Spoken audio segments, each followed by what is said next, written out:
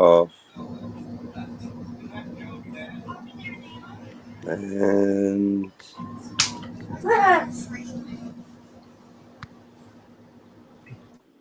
I will be closing this one down. Thank you. Thank you. Throw up your set. Ooh. All right.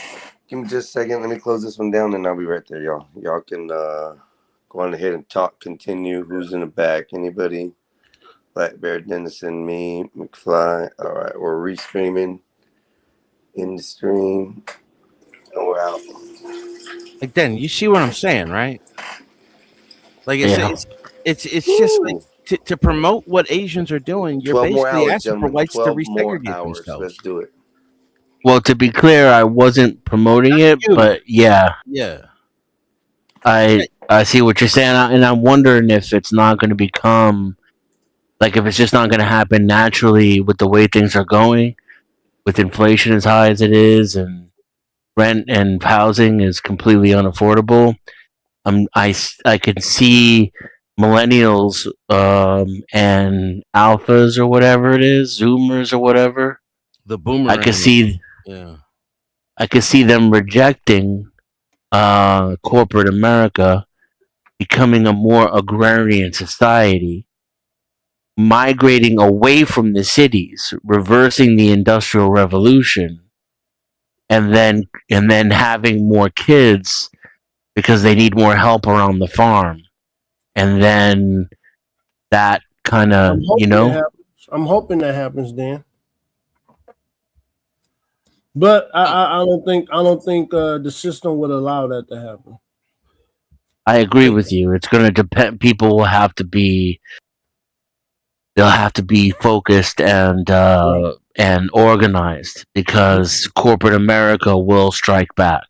That's the entire plan of corporate America. This is the entire plan, is to break people up into racial groups because it's easier to control them like that. And they like us hating each other. I'll give you that. Yeah. But physical segregation, I don't think so, because then each individual unit becomes stronger and less codependent. They want us all in cities on top of each other and mad at each other at the same time. Because it makes the system money. No. They own all of the major, they own most of the major land. You know what I mean? This is the way the entire country is always. Do you guys know who was the largest landowner in the country in the beginning of the country? The United States. In the beginning of the country. Oh, the Rockefellers. No, it was George Washington. George Washington owned more land than anybody else because everything they kept giving him land. You know what I mean? Like George Washington owned millions. No, you're talking way back, yeah. Yeah, that makes sense. You know what I'm saying?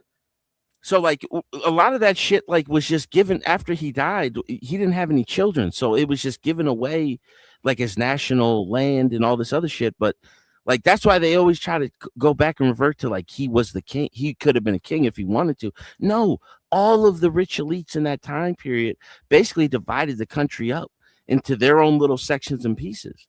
Like this is the way the country has always been run, and we live in this fucking fairy tale of these men. Like they were great men. Yeah, they were great men, but like there's great men now that we might not agree with the way that they do things, but that's the way it always has been. Bill Gates owns a lot of land. Yeah. Elon Musk is the richest man in the world, but like the way that he did it is more the technotronic era, the more technocratic way, where it doesn't even matter about the money that he has. It's the investments that he's made. You know what I mean? And that's the future. Like I always tell people, in 100 years, bro, your kids might be praying to Bill Gates and Elon Musk and all these people because they're going to be the rulers of the land, not no fucking country or government. Like that's not going to work. Like you can't get 100 people in the room to agree on anything. You think you're going to get 350 million people to agree on something? Here's the thing. I can get 30 million hungry people to agree on one thing. Yeah, but you're going to coerce them into the thought process in the first place. Absolutely. If you're in charge. Like I'm pragmatic because I have a technological background and I'm not one of these like I I am capable of nuanced thinking, and I don't believe in a single vast like Illuminati controlling everything. Yeah, That being said, in my heart, deep down in places I don't like to talk about at parties, I'm French and I'm a French revolutionary. It's in my blood. And every once in a while, these motherfuckers who run everything, in quotation marks, as they believe, as much as I ain't got time for the prattle and the peasantry and the poor people and the dum-dums, these motherfuckers who run everything, they need to be dragged out into the middle of the street and have their heads chopped off and reminded, I'm reminded about how math works. Yeah. Hold on. I'll be right back. Dogs. Well, Roofs are going crazy. all right. So Dan, all right. See, this the part where I'm like, listen, man. No matter what, if we like it or not, there's gonna be a hierarchy, right? And I understand. Kinda. I understand. No matter what, there's gonna be a hierarchy. Let's say if we defeat, let's say the big bad, the boogeyman, the Illuminati. If we beat the Illuminati, guess what? Now there's a new Illuminati. So my thing is, there's always going to be a hierarchy, and I think sometimes some people just think if they defeat the hierarchy, then the hierarchy goes away, and it's like, no, now you just create a new hierarchy. What irritates me is that people don't know these things. I have a nagging suspicion that if we were honest with each other about things like the Pareto distribution, then we could create a society that compensates for that. Maybe combats it, maybe eliminates it, or maybe doesn't even do any of that, and it just kind of compensates for it a little bit.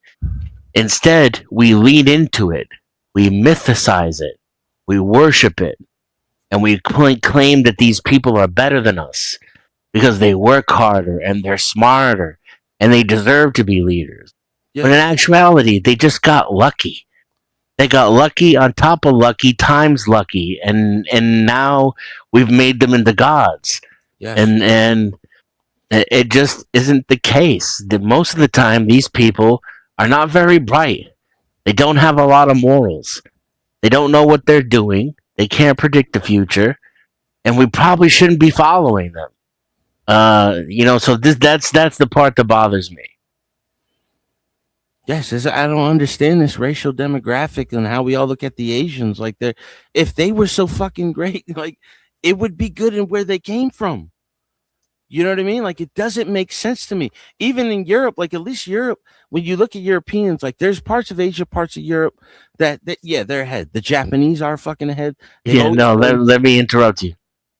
What you're saying is beautiful, because what the Japanese and the Asians are really good at is exploiting the shit that white Europeans make.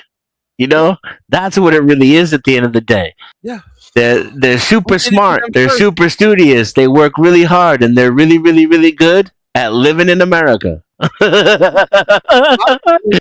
A lot of our culture came from, not our culture, but like you look at Hollywood, the movies, the way that they used to make westerns, dude, that came from Shogun movies that they were making first, but we just did it better.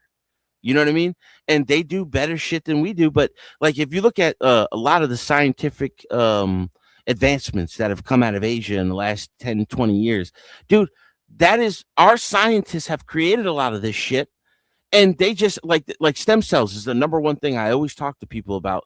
Like stem cells were like, they were advanced here. The CRISPR machine was advanced here, but then they banned it, saying like, oh, because it's aborted stem cells and all this other shit. No, the most advanced, like the best you can use for stem cells for yourself are your own. You know what I mean? But they made it this argument, and they only brought it up in 2008 or 2009. They never brought it back up again. You can't have stem cells. You can't have anything. But you mean to tell me COVID breaks out, and then all of a sudden, like they just had a cure for it within like a few months? Like it's bullshit, dude. Like this is all. Well, to be fair, against ourselves. Cure don't work. No, yeah, exactly. You look at the genetic modified humans and all this shit, like that's coming out of China. We created that technology like 30, 40 years ago. We got that from the I don't even know how to say it, the Germans in World War II. They advanced that because they were experimenting on the Jewish people, dude.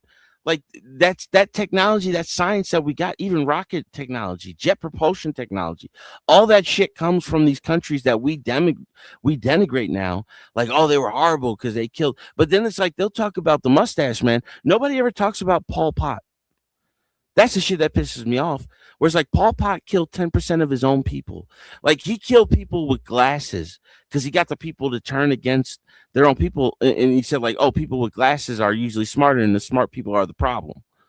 You know what I mean? Like it's just like we live in this world where we're so easily manipulated. And it's not us, it's like the masses. When you try to talk to people about regular situations, they'll tell you, oh, orange man bad this, orange man bad that. But then like you'll try to explain to them what the other presidents did, and they'll just be like, oh no, he's the only one that's ever gotten his family rich and all this other stuff. And it's like, no, this is the way that politics has always been run. This is why Right. Nancy Pelosi tried to give the seat to her daughter. You know what I mean? Like when I write lyrics about this shit. You know what I mean? Like I always write shit about like these topics because it just pisses me off that people don't see it, and it's right in front of your face. Right. That's how you become an elitist, by the way, because you recognize that a vast majority of human beings just don't deserve anything. They don't deserve the beautiful earth they're given. They don't deserve the wealth and abundance that nature's created for them. They're dumb sheep. It's like, hey man, I'm getting mine, and it's just like, yeah, but do you realize at what cost you're doing this at? Right. That's why these people can get away with thinking they're better than us, because we give them a good reason. Yeah, and we work against our own best interest, dude. And it's not even just it's not white or black, it's American. Like we don't Yeah. even realize like all these other people that come to this country, they're not coming here because their culture's better and they just want to make it better. No, it's because our culture was the best. You know what I mean? Like, Mhm. and we advanced it, but at the same time, like we allowed certain groups, the corporations and all this shit, to just take a hold of it. And it's like, no, we should have been going in a way towards not socialism or communism, but in that spectrum. You know, because I don't believe in public ownership of all these corporations like communism and socialism does. But like at the same time, like I do understand we're in a Keynesian economic system, which is a public-private partnership. We fund all the main technology and all the innovations. And then we just get a 3% portion of the profits. And we let these corporations run profits up for whatever it is. But when you go to certain things like food and agriculture, they're limited to what they can raise the price at. But oil, it's like whatever the fucking day is. You know what I mean? That's why people don't understand why Trump just kept saying, oh, we're closer to a peace deal. We're closer to a peace deal. If he didn't keep saying that shit and keep running up the confusing everybody with that shit, dude, gas would be at $6 or $7 a gallon in every state. You know what I mean? Because they wanted it to go up that way. They wanted, yeah, I was just about to say that, John. Yeah. They wanted that shit to go up to $10 a gallon. So then people was gonna go crazy. They don't give a fuck about us because like they can just bring in another population, and a lot of the population is just at the point where they're just like, yeah, these other groups are better than us. No, they're not, dude. They don't even, like you said, then they don't even have the IQ levels that we had on average. Like it just pisses me off, man. And it's like, yeah, we could bring in other groups, we could bring in other cultures, but like, yo, at the point to where it's like, yo, if there's so many people that are coming here from Mexico, like we might as well just take Mexico. That might as well. Mexico's not even the problem. No. I'm just saying, like at the numbers of Mexicans that come in, because Mexico's the 13th largest economy in the world, yet the average worker in Mexico makes $5 a day. Right. Like that's fucking crazy. Mexicans aren't even the problem, though. It's Central America that's the problem. Central America, and then all the people that smuggle themselves in through Central America from Sudan and India and this, that, and the other place. that's been going on really crazy since like 2015, 2013. But like, you know, in the 2010s, like nobody in the early 2010s, I remember, dude, when the census came out in 2010, when they were like 10.5 million illegal immigrants, and it was like 80% Mexican. But then it was just like, you go back 10 years before that, it was the same number. It's like, no, dude. Like I remember when it started happening, and I would say to myself, like, is nobody else looking at this? Can nobody It's else see not this? Mexican. I told everybody, man. I said this shit is a lie. The Muslims. I was like them Arabs, man. I'm telling you, man. If you guys go into a bank and you see who, you'd be surprised, man, what they look like. Mm. You'd be surprised what they Somalis, look like. the Sri Lankans, you know what I mean? The what was the one when they had the John. earthquake in John, I'm 2003? telling you, man. You know what I mean? Like all these groups come in, and then we just allow them to segregate themselves, and we're like, oh, that's their culture. And it's just like, no, this is the same thing we were arguing about in the first place. You know what I mean? Like we like to desegregate, to be a melting pot. But then it's just like everybody just got in their own corner. And for the last like since COVID, it's 70% of the job growth and the job coming back was first generation of foreign born. Yep. That's not an accident, dude. They're not That's just purpose. better than the rest of us. That's on purpose, yeah. It's totally on purpose. Oh yeah, well they told us they were going to teach us a lesson because we got too uppity, Yes. Do you Well, you and remember? then know- COVID made it worse. They did COVID. They wanted us to be more like China and to work from home. American corporations wouldn't have it, and they try to make people go back to work. People were like, "Wait a minute! I lost my job. I had no income, and I had to spend my time at home, and I'm still alive. But I can they- still yeah, feed my family. There's still food on the table, and I get to spend my time with my children and my family. I don't have to work 10 hours a day, 80 hours a week, and I can still survive other ways to survive. And I tightened my belt. I got rid of the 3 different types of Netflix subscriptions, and I'm still here." And it blew up in their face because a lot of people just never went back to work. And then the corporations were like, "Well, y'all are getting way too uppity. You want decent pay, you want a livable wage, you want healthcare benefits, you want to be able to afford rent.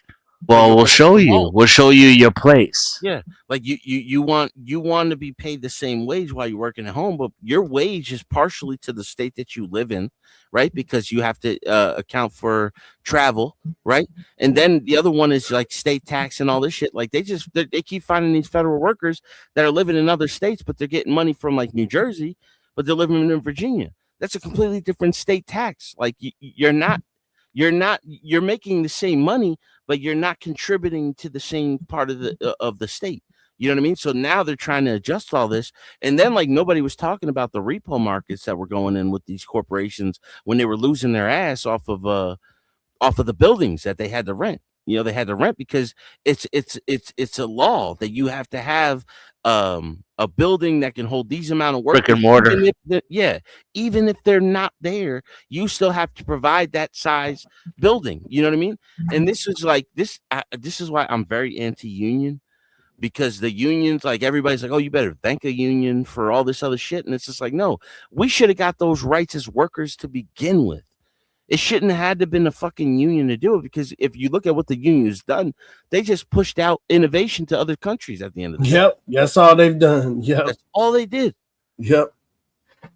They said, "Oh, y'all want to get uppity? We're gonna bring in people who will do the shit for $10 an hour." Yeah. Like right now, dude, like I was struggling for like 5 or 6 months, couldn't find any work, dude. I had filled out my resume and emailed it to the largest construction companies in the area. Dude, within an hour, I got 5 callbacks from the top 10 companies, right? Because my last name is Hispanic. Once they learned I didn't speak Spanish and I got a social security number, none of them were interested in me. You know what I mean? I'll never forget the first time my Hispanic sounding name got me in first at the hospital at the emergency room. And then the look of disappointment when they saw how white I was. My last name is Martinez, but John Martinez is a huge name. So that's why I use Strives, because it's easier to find me. And it's like a collection of all my family's last names. You know what I mean? So like it's my own identity. But when you look up when like it's like John Martinez, like you look and it's just like fucking, they think like automatically. Some lady the other day asked me if my real first name was Juan. I'm like, no, like my mom is Irish. You know what I mean? My father's from Puerto Rico. It's just like, but it's the identification that we've all fallen tricked to. Like, oh, if you're Hispanic, you work harder. No, that's not fucking true. That's why I kept bringing, like, once you brought up the Empire State Building, I stayed on that. Look up the videos of when they were fucking working on the Empire State Building. There was no safety harnesses.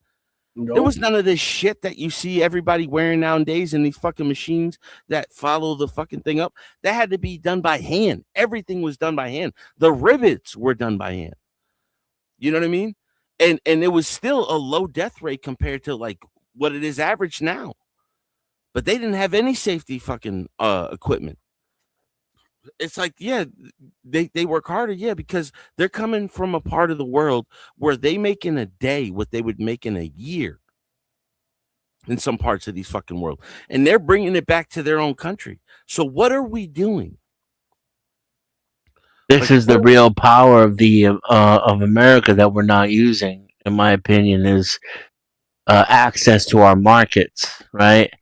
These people that are fucking with us, we should shut down access to to our markets and use that as a way to keep corporations in line. It's okay. So you don't want to be American corporations anymore. You want to be ultranational. You want to take all the jobs and move them overseas so that you can, make things for a fraction of the price. And then you're not allowed to sell it here. Now what?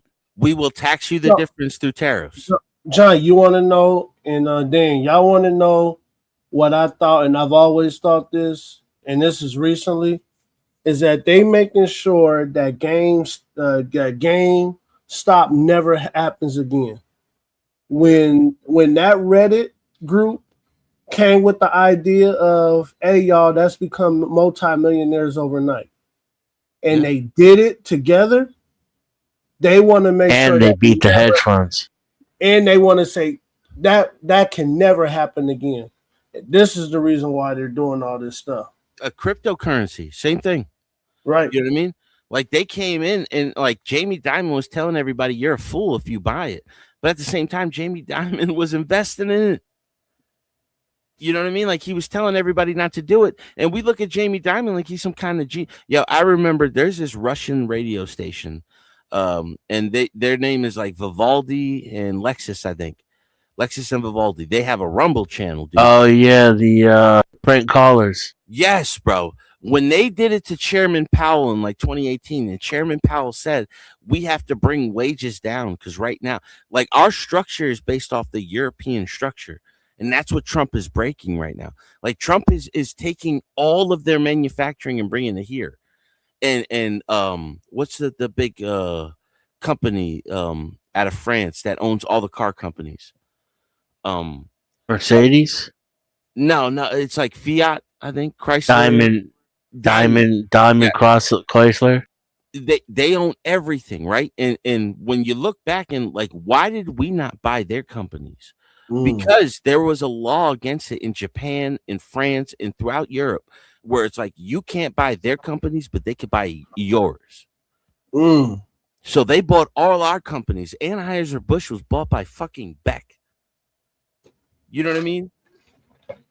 Like where does most of the fucking beer get drank in the world? It's in America. We drink more beer in this country than the rest of the world combined, I think. Like it's fucking crazy the fact that we didn't have the money, but these companies in other countries did. Now Trump's reversing that to where all these companies are being laid off right now over across the seas, and they're freaking the fuck out because they don't know what to do.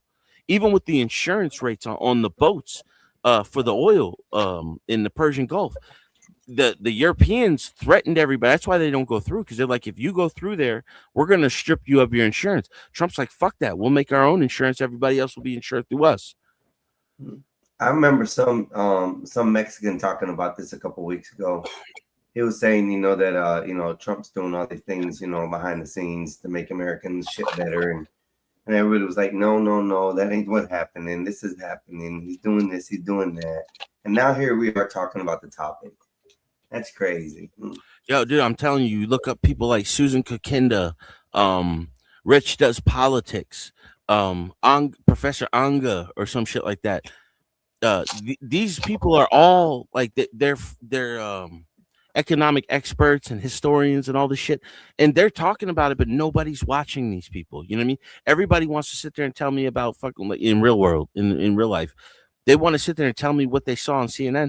Like, that's not real news, dude. Like, that's not, you know what I mean? I don't give a fuck if it's Fox, CNN, MSNBC. All of that shit is fake news.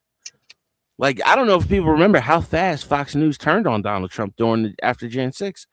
Everybody wanted this motherfucker to go to jail, and he didn't even say what they were telling everybody that he was saying. But it is, and I wrote a song a long time ago. It's like, I have never seen a billionaire patron. You go hold your breath, but I'm not waiting.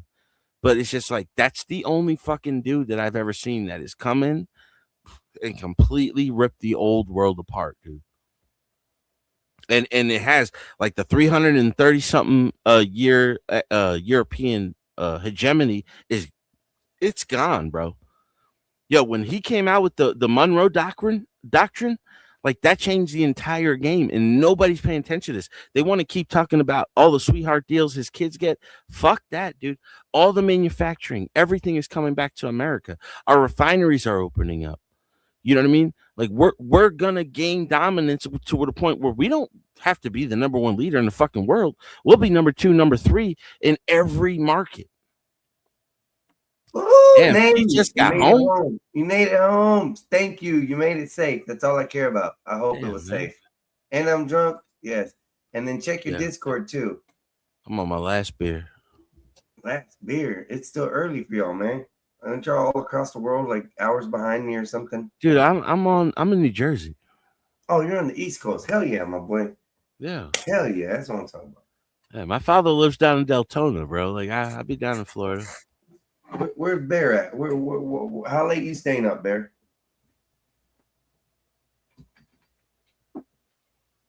Bear go away? No, what'd you say? I said, how late you staying up? Can I read something real quick? Yeah. Sorry, go ahead. I asked the AI, is manufacturing returning to America? The AI Did it laugh at you? Did it laugh at you? No. Said, yes, manufacturing is returning to America, but the nature of this resurgence differs significantly from the mid-20th century industrial boom. Mm-hmm. The trend, known as reshoring, is driven by a combination of geopolitical instability, government incentives, and a recalibration of total cost of ownership rather than just labor costs. Yes. While high-volume, low-margin assembly may not fully return, high-tech, automated, and critical supply chain manufacturing is seeing substantial growth. The U.S. manufacturing sector is experiencing a revitalization, reversing decades of offshoring. According to recent data, factory activity has hit multi-year highs, with significant investments announced across various sectors. The Reshoring Initiative reports that combined reshoring and foreign direct investment announcements have brought over 1.6 million manufacturing jobs to the United States since 2010, with a notable acceleration in recent years. In 2022 alone, over 350,000 jobs were announced. This trend is supported by the Institute for Supply Management's Manufacturing Index, which has shown consecutive months of expansion, indicating broad strength in the sector. However, the definition of return is nuanced. While industrial production volume is near all-time highs, inflation adjusted, the type of manufacturing has shifted. The U.S. is reclaiming sophisticated high-value production rather than labor-intensive assembly, which often moves to nearby countries like Mexico, nearshoring, rather than returning directly to the United States. The key drivers of reshoring are as follows. Several critical factors are compelling companies to bring production back to the United States. Supply chain resilience and risk mitigation. The C-19 pandemic, the war in Ukraine, and geopolitical tensions with China have exposed the fragility of global supply chains. Companies are prioritizing security of supply over the lowest possible unit cost. Shorter supply chains allow for faster response times. Producing a product domestically can reduce delivery from 6 weeks to a few days.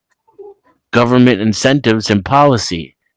Federal legislation has played a pivotal role. The CHIPS and Science Act, the Inflation Reduction Act, and the Infrastructure Investment and Jobs Act provide billions in subsidies, tax credits, and grants. These incentives specifically target semiconductors, electrical vehicles, and clean energy manufacturing, making domestic production financially stable. Additionally, tariff enforcement under recent administrations has increased the cost of importing certain goods, further encouraging domestic production. Yeah. And rounding out the top three is total cost of ownership. Executives are increasingly adopting a total cost of ownership model rather than focusing solely on labor. When factoring in shipping costs, inventory carrying costs, Patents. quality control issues, intellectual property, theft risks, and travel expenses for oversight, the cost advantage of offshore manufacturing has diminished. Rising labor costs in China, now roughly 1.3 times higher than in some Southeast Asian nations, relative to productivity, have also narrowed the gap. Yeah. And lastly, automation and technology. Advancement in robotics, AI, and Industry 4.0 technologies have reduced the reliance on manual labor. Highly automated factories can operate competitively in the United States despite higher wages because labor constitutes a smaller percentage of the total cost. Yeah. This allows for lights out manufacturing, Yeah. where production is efficient and less dependent on large workforce. Yeah, no unions involved, and people aren't paying attention again. Like they haven't caught to the plan. This is why Trump was saying we should own 51% of these companies. You know what I mean? Is because like it's not going to be a labor intensified workforce. It's going to be a robotics industry, right? Yep. This is why Pittsburgh is going to be one of the robotics capitals of America. It has been planned for this for the last like 10, 15 years that Pittsburgh was going to be our robotics capital. Now they're bringing back all this manufacturing and industry, but they don't need the amount of workforce that they once did. So everything is automated. So we have to tax them the difference. So we will own more of a portion of what, like we own our fair share as a country. Because like we are the global market for these places to sell to in the first place. So you know what I mean? Like it's a giant plan that's coming into fruition. And this is what I'm saying. Like I don't know what's gonna happen after Trump goes, bro. It's not gonna be the same, dude. He's the only motherfucker that's working like this, bro. Like I don't trust Vance. I don't trust if anybody, I would trust Vance than anybody else. But Marco Rubio is a snake. He always has been. He'll go with the flow as it goes. But like I like what he says. You know what I mean? So it would be Vance Rubio 2028 over anybody else. But if you look at the way that the politics is going right now, it is moving into the socialist mindset, but we have to create a new type of socialism. Damn. You know what I mean? To where it's a capitalistic type of socialism, to where, and this is Market socialism. Yes, because if you are an inventor and you have a patent, you would much rather go to fucking Omaha or go to Kansas City or go to one of these places to where they're building all these or Indianapolis where they're building all these places and get your patent and your idea put through than you would go to China. I know a guy that he's in the plumbing industry that he has multiple patents out for saunas, cold saunas, hot saunas, all this technology. And he goes to China. Now, he's only allowed to visit one site. and there's 4 that are making his technology. You know what I mean? Yeah, because they don't want you to see what they're doing. They're literally, and this happened with the when all the luxury brands started going under. You know, like they were like showing you, okay, we basically make everything out of the same factory. You know what I mean? The knockoffs and the real shit. It all comes out of the same factory because they have no respect for patent laws in China. None. You know, yeah, we barely have it in America because the Texas, all the patent laws go through Texas, and that's been a scam within its own system. But we as American citizens can fix this as long as we start paying attention. You know what I mean? But that's the whole point. If people don't pay attention, if people aren't aware of what's really going on and how the game is really being played, then we will lose regardless. All of this will be for nothing. Yeah, I just don't see anybody being able to see it through. You know, like this is. Nope, they won't. It's not about the specific policies. It's about the fuck you attitude, right? Like Yeah. that attitude where I know what I have and you can't take it from me. That's the kind of leadership that we just haven't had in this country since Reagan. And I don't see it happening. Like Vance is a cuck. You know, his wife holds his balls in her purse. How's he supposed to lead a nation? This is what I'm saying. Like, and he's the only other one that we can look at. Like, my fear is that right before the election, Mark Cuban's gonna jump in. And like I'm torn, you know what I mean? Because like Mark Cuban is very liberal, but at the same time, like his ideals towards America, towards anybody else, is the closest thing I see to Trump. You know what I mean? But like I don't trust. Like he's more of like he only gives a fuck about the money. He doesn't care about the legacy. To me, Right. Trump cares about his legacy. You know what I mean? Like he wants to be remembered as a president that did all these things. But he has to have a predecessor. If he doesn't have the right predecessor, all of this is for nothing. And like, he's proven to be bad at that. Yes, dude. You look at Amy Coney Barrett, you know, like he was talking to her to be the Supreme Court justice. She's one of the worst picks he's fucking made. You know, and he's made some bad picks over his 2 courses, but like I sit back and I think, man, like how different the country would have been if he would have been Not back to back. ran. If he not ran, sure. If he would have went back to back, dude, we would have been asking for him to take a 3rd term. We would have suspended the 26th Amendment or something. You know what I mean? But it's just because he's not perfect, but he had the right mindset going into it. He had the mindset that we needed, man. That's what it really was, and I seen it back in 2016 that he has the mindset we need, man. And I don't understand how people don't see that, man. Yo, like in my state of New Jersey, the ICE has come in and taken a couple, like 200,000 or something like that, or 100,000 out. And Mikey Sherrill is taking credit for the rents dropping. And it's like, no, the reason why the rents dropped is because there's not as many people fighting for this shit. Even though they're building, by me, bro, in Monmouth County, they're building so many fucking new places right now. The traffic is ridiculous. And they haven't even opened up these places. Netflix is ain't moving out nobody here. Yep. It like in one place alone, there's a town called Red Bank.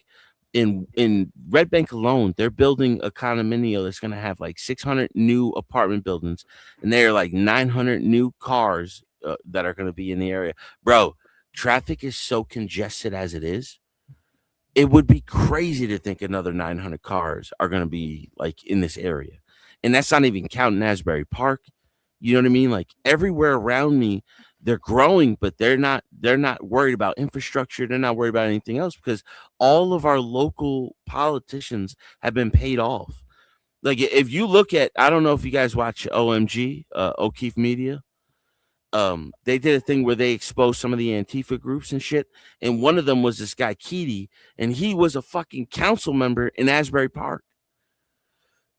And he was one of the people that was leading the fucking marches to go into what's called like one of the main Democratic politicians in America, well, in New Jersey, is this guy named Bob Menendez, and he doesn't use the junior because his fucking father was a senator, and he was exposed of taking bribes from foreign governments. Uh-oh.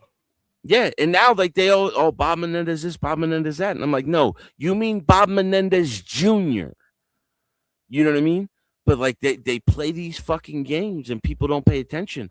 Like I have customers where most of my customers are total liberals, and like they hate Trump. Yo, they fucking hate him, and it's just like they don't realize what's going on. You know, they complain to me about the prices, media and all got that them. stuff. The media Yeah. got them. They're all watching CNN when I walk in their house, bro. And it's just like, you need to turn that shit off. That shit is poison. Yeah, they don't believe you, man. They don't believe you. One of my favorite quotes is from 2C TV. I don't know if you guys ever watch him. He's on YouTube. He's trying to come to America now. He's Persian. He's Iranian, but he's against the IRGC. He always says, you take Trump, what is it? What did he say? You don't take Trump literally, you take him seriously. You know what I mean? So the things that he says aren't always what he's going to do, but believe that he will do it if he has to. Mm-hmm. You know, like Trump, like, okay, the Iran situation is one thing. That's what you're just saying. You're just saying Trump's about it. Yeah, He's running dude. the streets. He can be out in them streets. Yo, it makes me sick watching Alex Jones turn on him like this, dude. Because Alex Jones, I was for Trump before Alex Jones, and I've been watching Alex Jones for years. Don't forget, he still owe that $1 billion, man. So I'm pretty sure they you know, they told him, hey, if you do this, you know, this or this will go away. And the just like Candace Owens, you know, hey, you know, we see a future with you, Candace.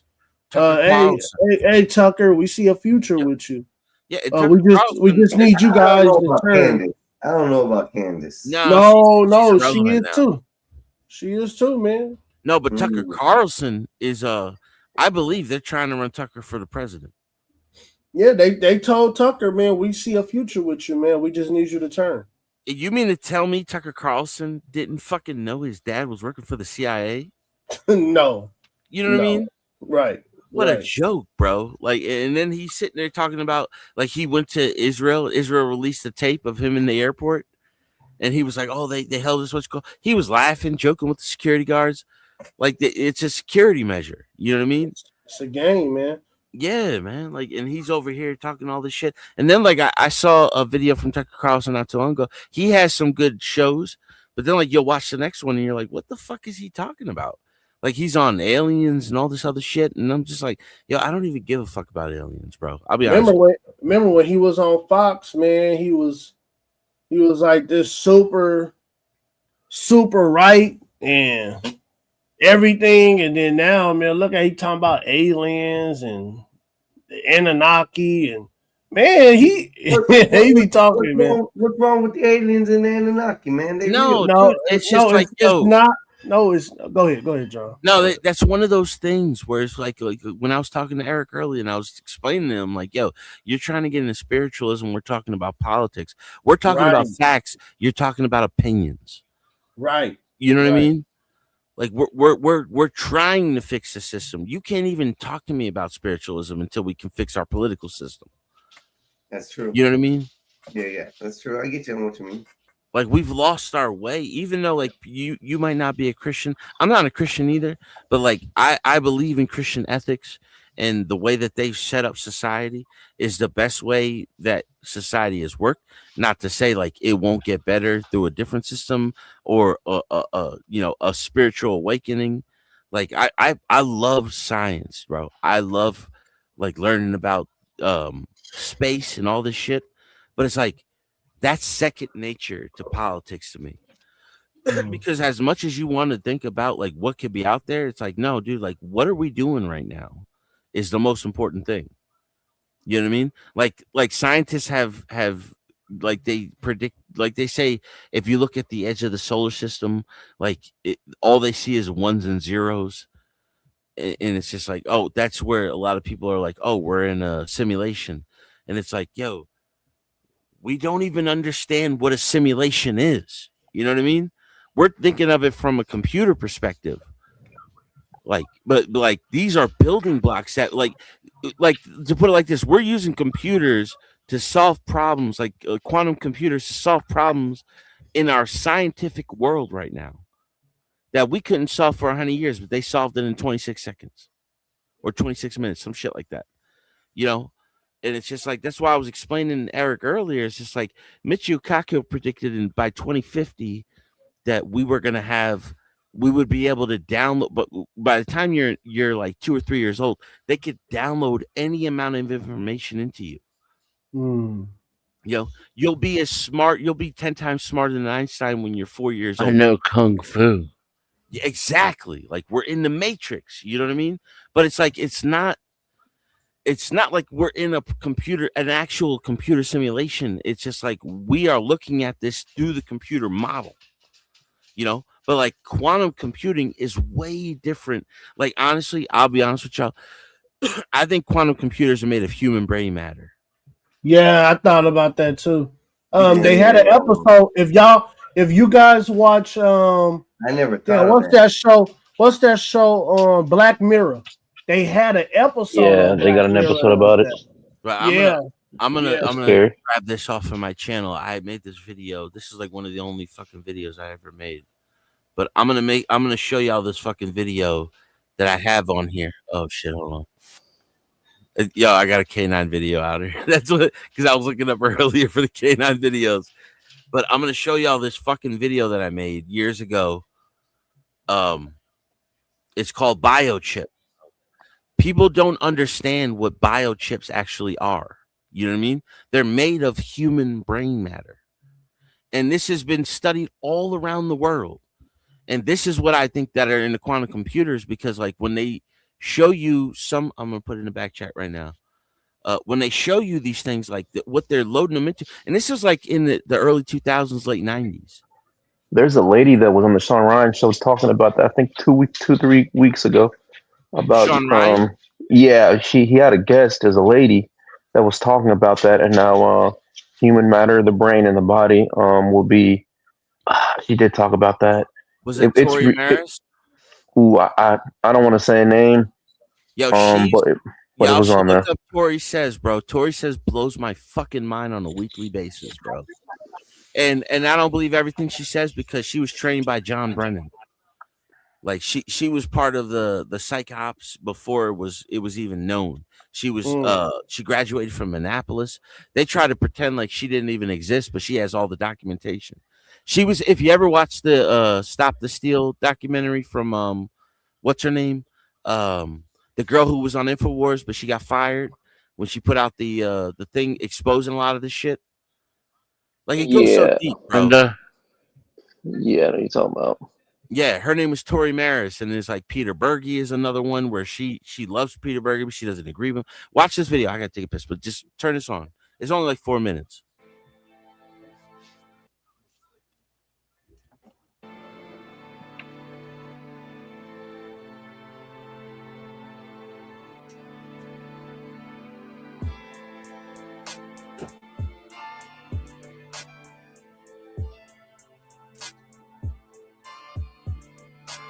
Cortical Labs is a company that's developed the world's first biological computer. What I mean by biological computer is that unlike using artificial neural networks, we grow real biological neurons into networks onto computer chips. How we do that is that we take from stem cells into brain cells or neurons that we then use them for compute and intelligence. Other scientists use a completely different approach. They take the brain cells apart and let them grow in a small dish. Pause it real quick. Now, Einstein, I know you don't believe in the Bible, right? Now, do you see when Jesus says, like, just like in the days of Noah, will be like in the last days? No, what I see here is genetic alterations, which they're doing to human DNA. Do you think this is new? You think this is new? You think this never happened before? I think this is how we were created. No, I think this is how the Nephilim was created. Nope. All right, I'm back. Don't worry about the beat. That's my beat. I think this is how the Nephilim was created, Einstein. This is how giants were created. And listen, this is how transformations are going to happen to the human biological system. This is biochips, bro. This is what it's called. Now, I showed you what I did is I conjoined two videos that are like 25 years apart. Now, the chip is the same. It's the same fucking chip. That's why I cut it and I bring it to the other one. The chip is the same, yet they're trying to explain to everybody that this guy in Europe, this Asian dude in Europe, created this technology. No, the fuck he didn't. This was created in a lab in Florida. On top of a computer chip.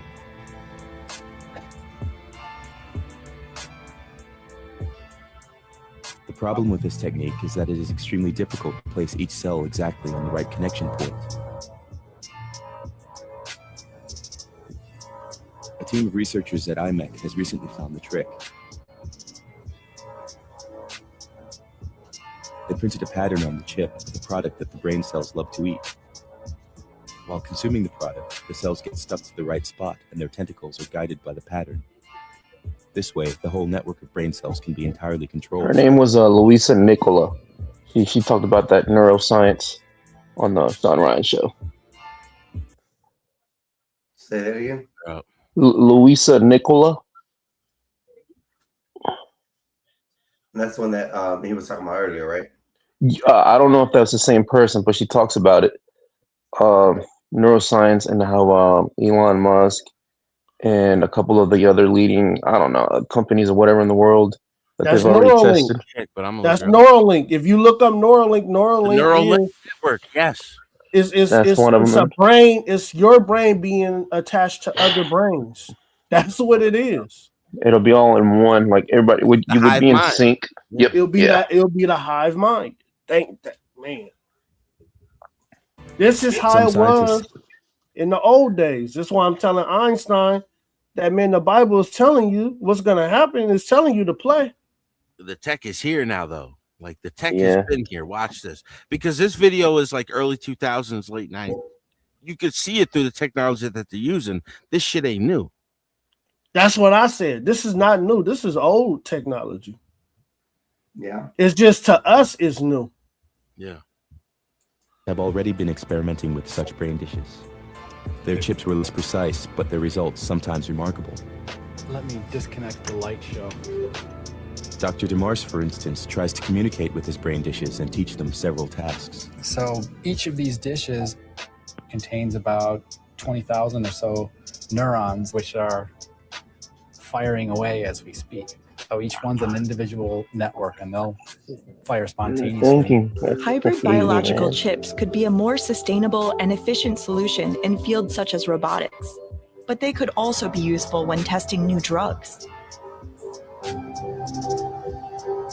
So if you have something in a in vitro or in a dish model, and you can actually test it out before you put it into a human, and have an increased chance of success, I think this is going to be a game changer for the industry. A chip that learns fast and is energy efficient. Cortical Labs hopes Dish Brain will mark the beginning of a chip. Watch. You see that chip, right? Revolution. Watch. We take living rat neurons, and they will rapidly form It's the same a fucking neural chip, network. Dude. And we have this grid of electrodes underneath the surface of these living neurons, and we can listen to the conversation among the neurons. And we can also see that? Pause that right there. Within. That is a fucking quantum computer interlink right there. That's crazy shit, dude. Like all they did is they changed the surrounding shell. You know what I mean? That's on that chip, but that chip is the same exact chip, and they're loading into a quantum computer like this is 25 years ago. Now watch what they're training it to do. Watch this. That network, we can send in different patterns of stimulation and look at how the network changes as a result of those stimulations. And that's how we do what we do. What he does is to teach his brain dishes how to control an airplane. The network can essentially fly the aircraft in a pretty optimal way. So it won't overcorrect too much, and it'll be able to stabilize it in a wide variety of conditions. I think I've programmed like a 50-knot crosswind into this one. That was what it looks like. You can see it, the aircraft, when it hits one of these crosswinds, how it begins to oscillate.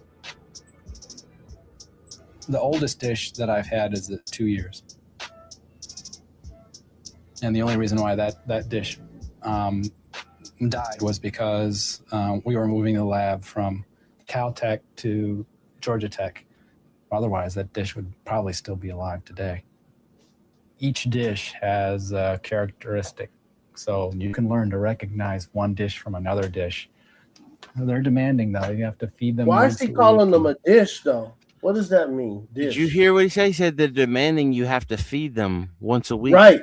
Yeah. And Because it's a living thing. There's like in science and biology class, a petri dish. You put bacteria, so it's evolving and it's learning and it's growing. So it's in this regard, it's a fucking microchip, which is it's kind of scary because once it grows and it goes, you really can't predict what it's gonna do. But when he says dish, to me it's like I'm giving this to the people. Like people are eating this. It's a dish. You gotta feed it. You gotta feed it once a week. He said. Yeah. And they all have their own personality. So one dish is better than the other at certain things. So if it goes in a human, it'll start eating away at the human and replacing it with its own. So, John, since you were on the quantum computer here, did you see when one of the quantum? Oh, I don't know which one. I don't know if it's one, but it was asked how the universe was created. Did you see that video? Or did you see that report? It returned. So it bypassed religion and creatures and creations, and it gave back like a blueprint with like source code and all kinds of things. It's kind of scary, but it makes you think a whole lot too. I seen like a week ago. There's IBM. IBM makes the leading quantum computer, and they have these interlocutive quantum computers, right? Now they have to have their own operators from IBM to come in because like they don't want people to know. They got to fucking feed this thing. You know what I mean? But also, like, there's a company that works. Google has one too. There's a company that works with Amazon, and it's called D-Wave. And D-Wave, if you go to their fucking website, they closed their website down because it got exposed. But D-Wave is running these fucking supercomputers, these quantum computers. Like, people don't even realize where we're at in technology. Like, you go to John Craig Venter, who was the guy who mapped the human genome. He's one of the inventors of the CRISPR machine. He patented the human genome, and everybody got pissed off about that because it was like, oh, you're privatizing. No, what he basically did is because when Jonas Salk discovered the cure for polio, he said you can't patent the sun, but somebody patented that after he died. You know what I mean? So what he did is John Craig Venter is he took the fucking technology and he privatized it so nobody could take it from him. So he could just give it to everybody for free.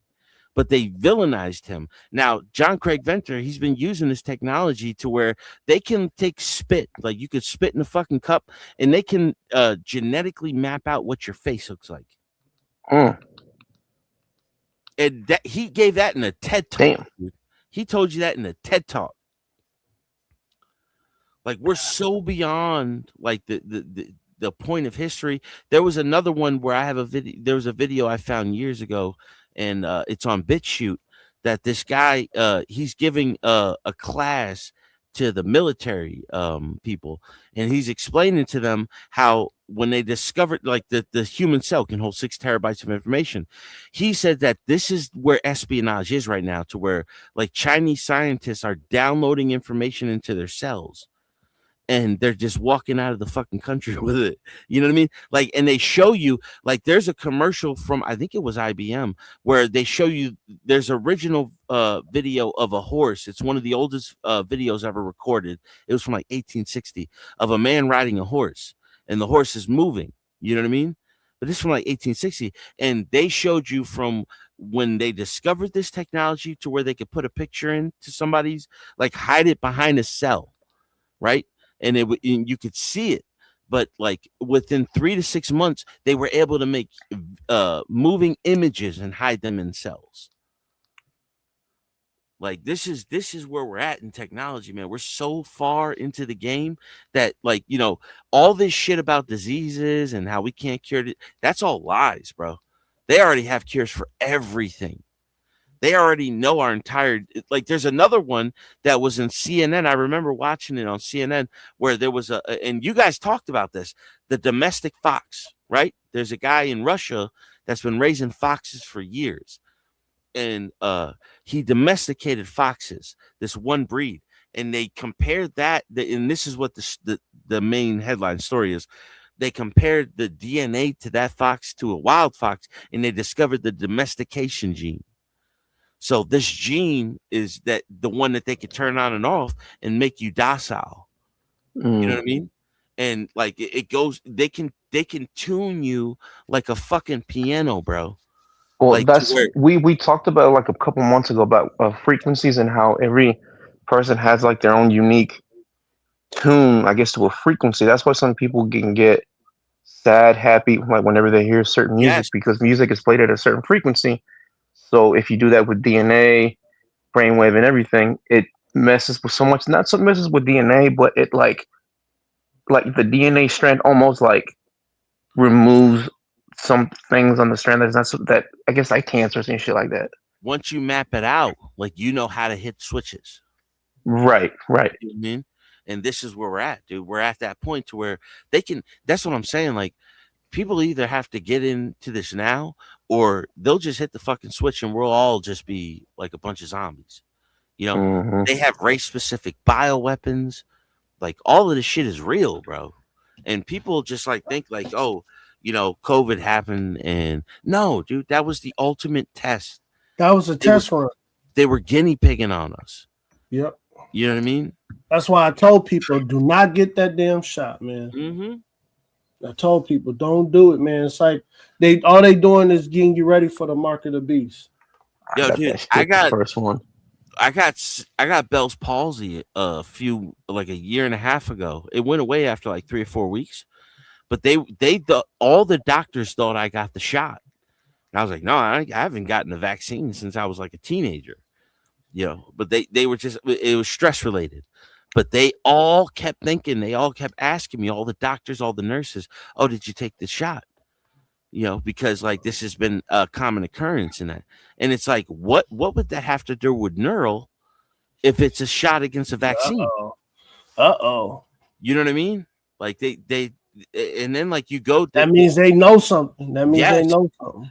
If they don't even know, even if they're not paying attention to what's going on, if they're just paying attention to the illnesses that are related to that, like they should be putting 2 and 2 together, but they don't want to. You know what I mean? Like it's a crazy world we're living in, bro. That's what I'm saying. Like I be sitting back and I be listening. I'll be like, yeah, like they're not there yet. They're close, but we're not. You know what I mean? People aren't there yet to what's really going on.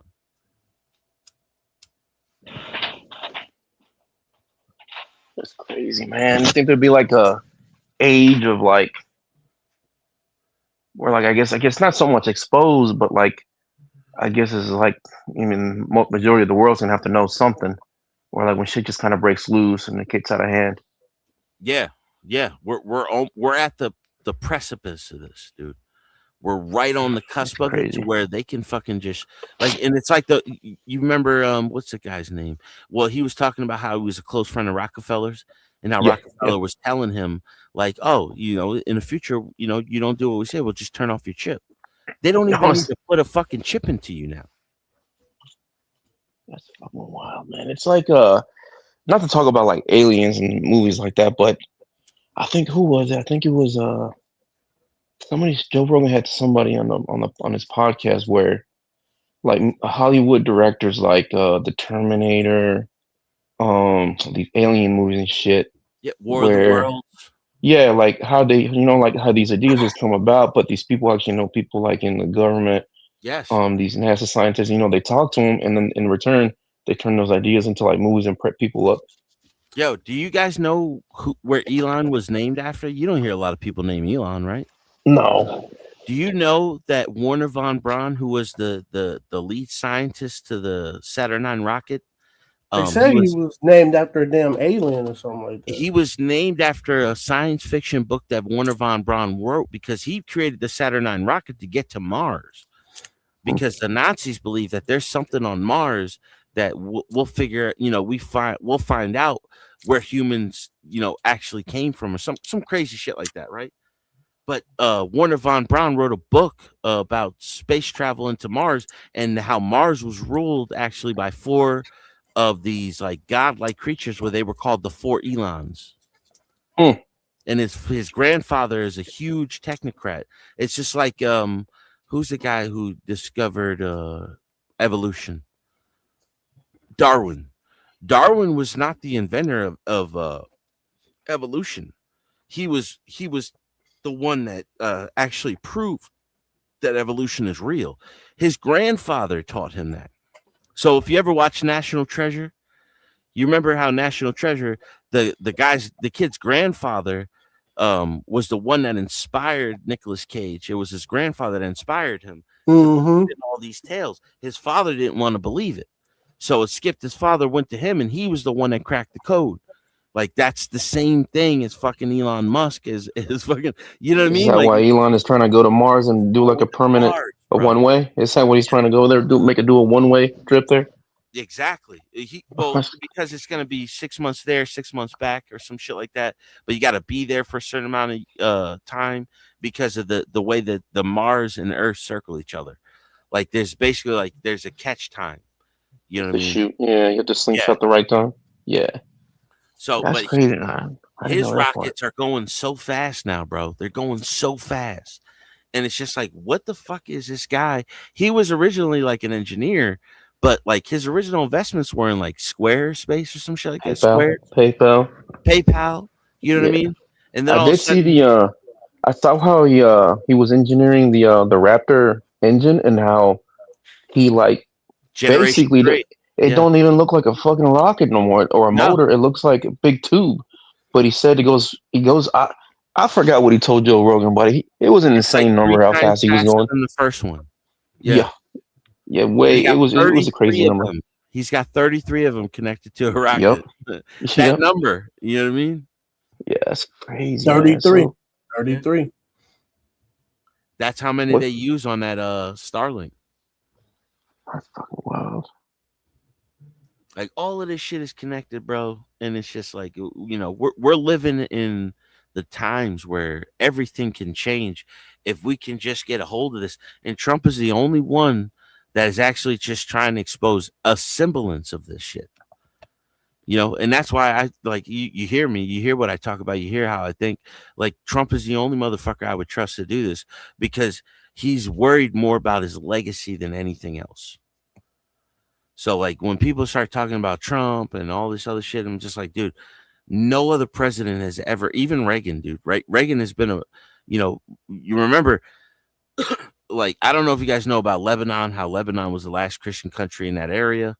And how Hezbollah is actually North Palestinians that were pushed out of their land from the Israel. When Israel formed, they kept taking more and more land early. Now, when you look at Israel, they wear these badges on their shoulder that kind of looks like the UN flag, the UN picture, but it's a picture of the greater Israel, what they want. They want half of Lebanon, half of Jordan, half of Egypt.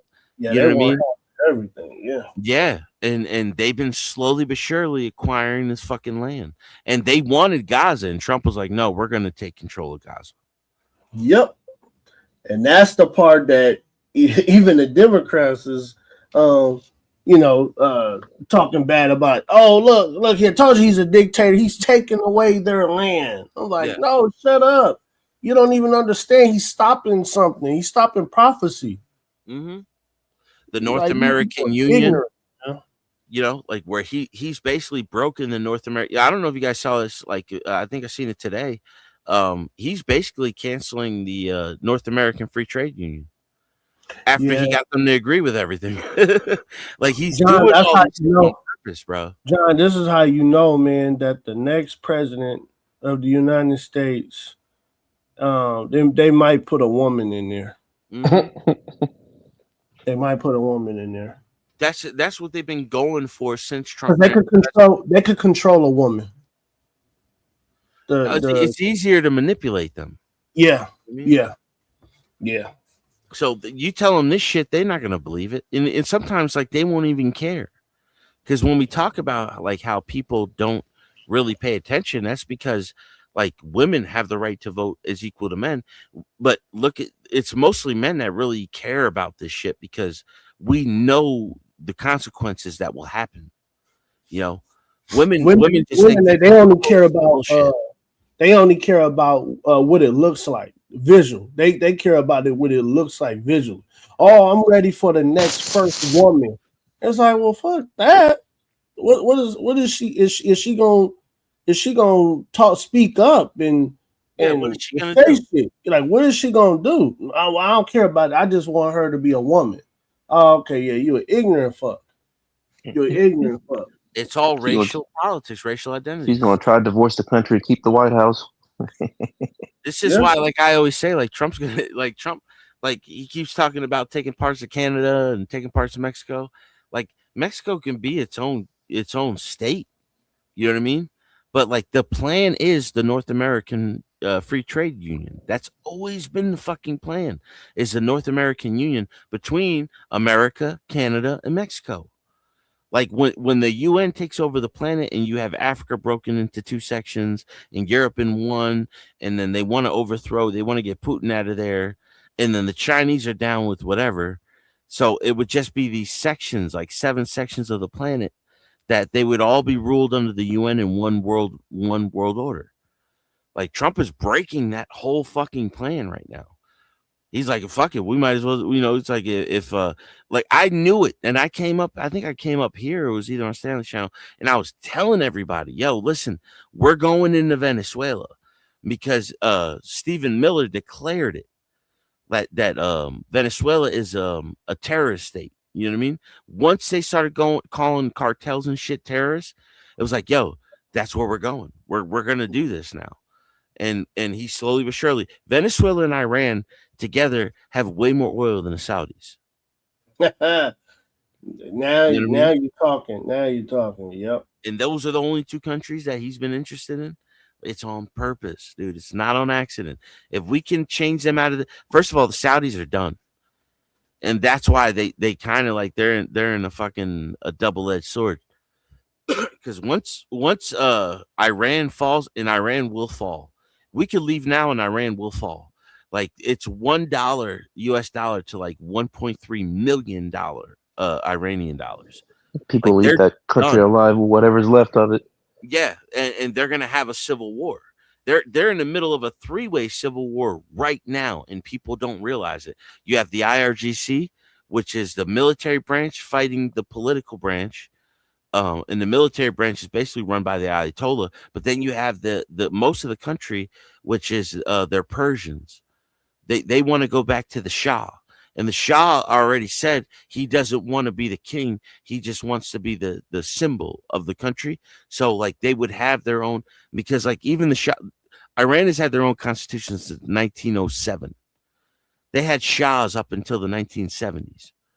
You know what I mean? And it's been this one family that took over, but he brought Iran into the modern era from 41. He was overthrown by the Russians and the fucking Brits in 41.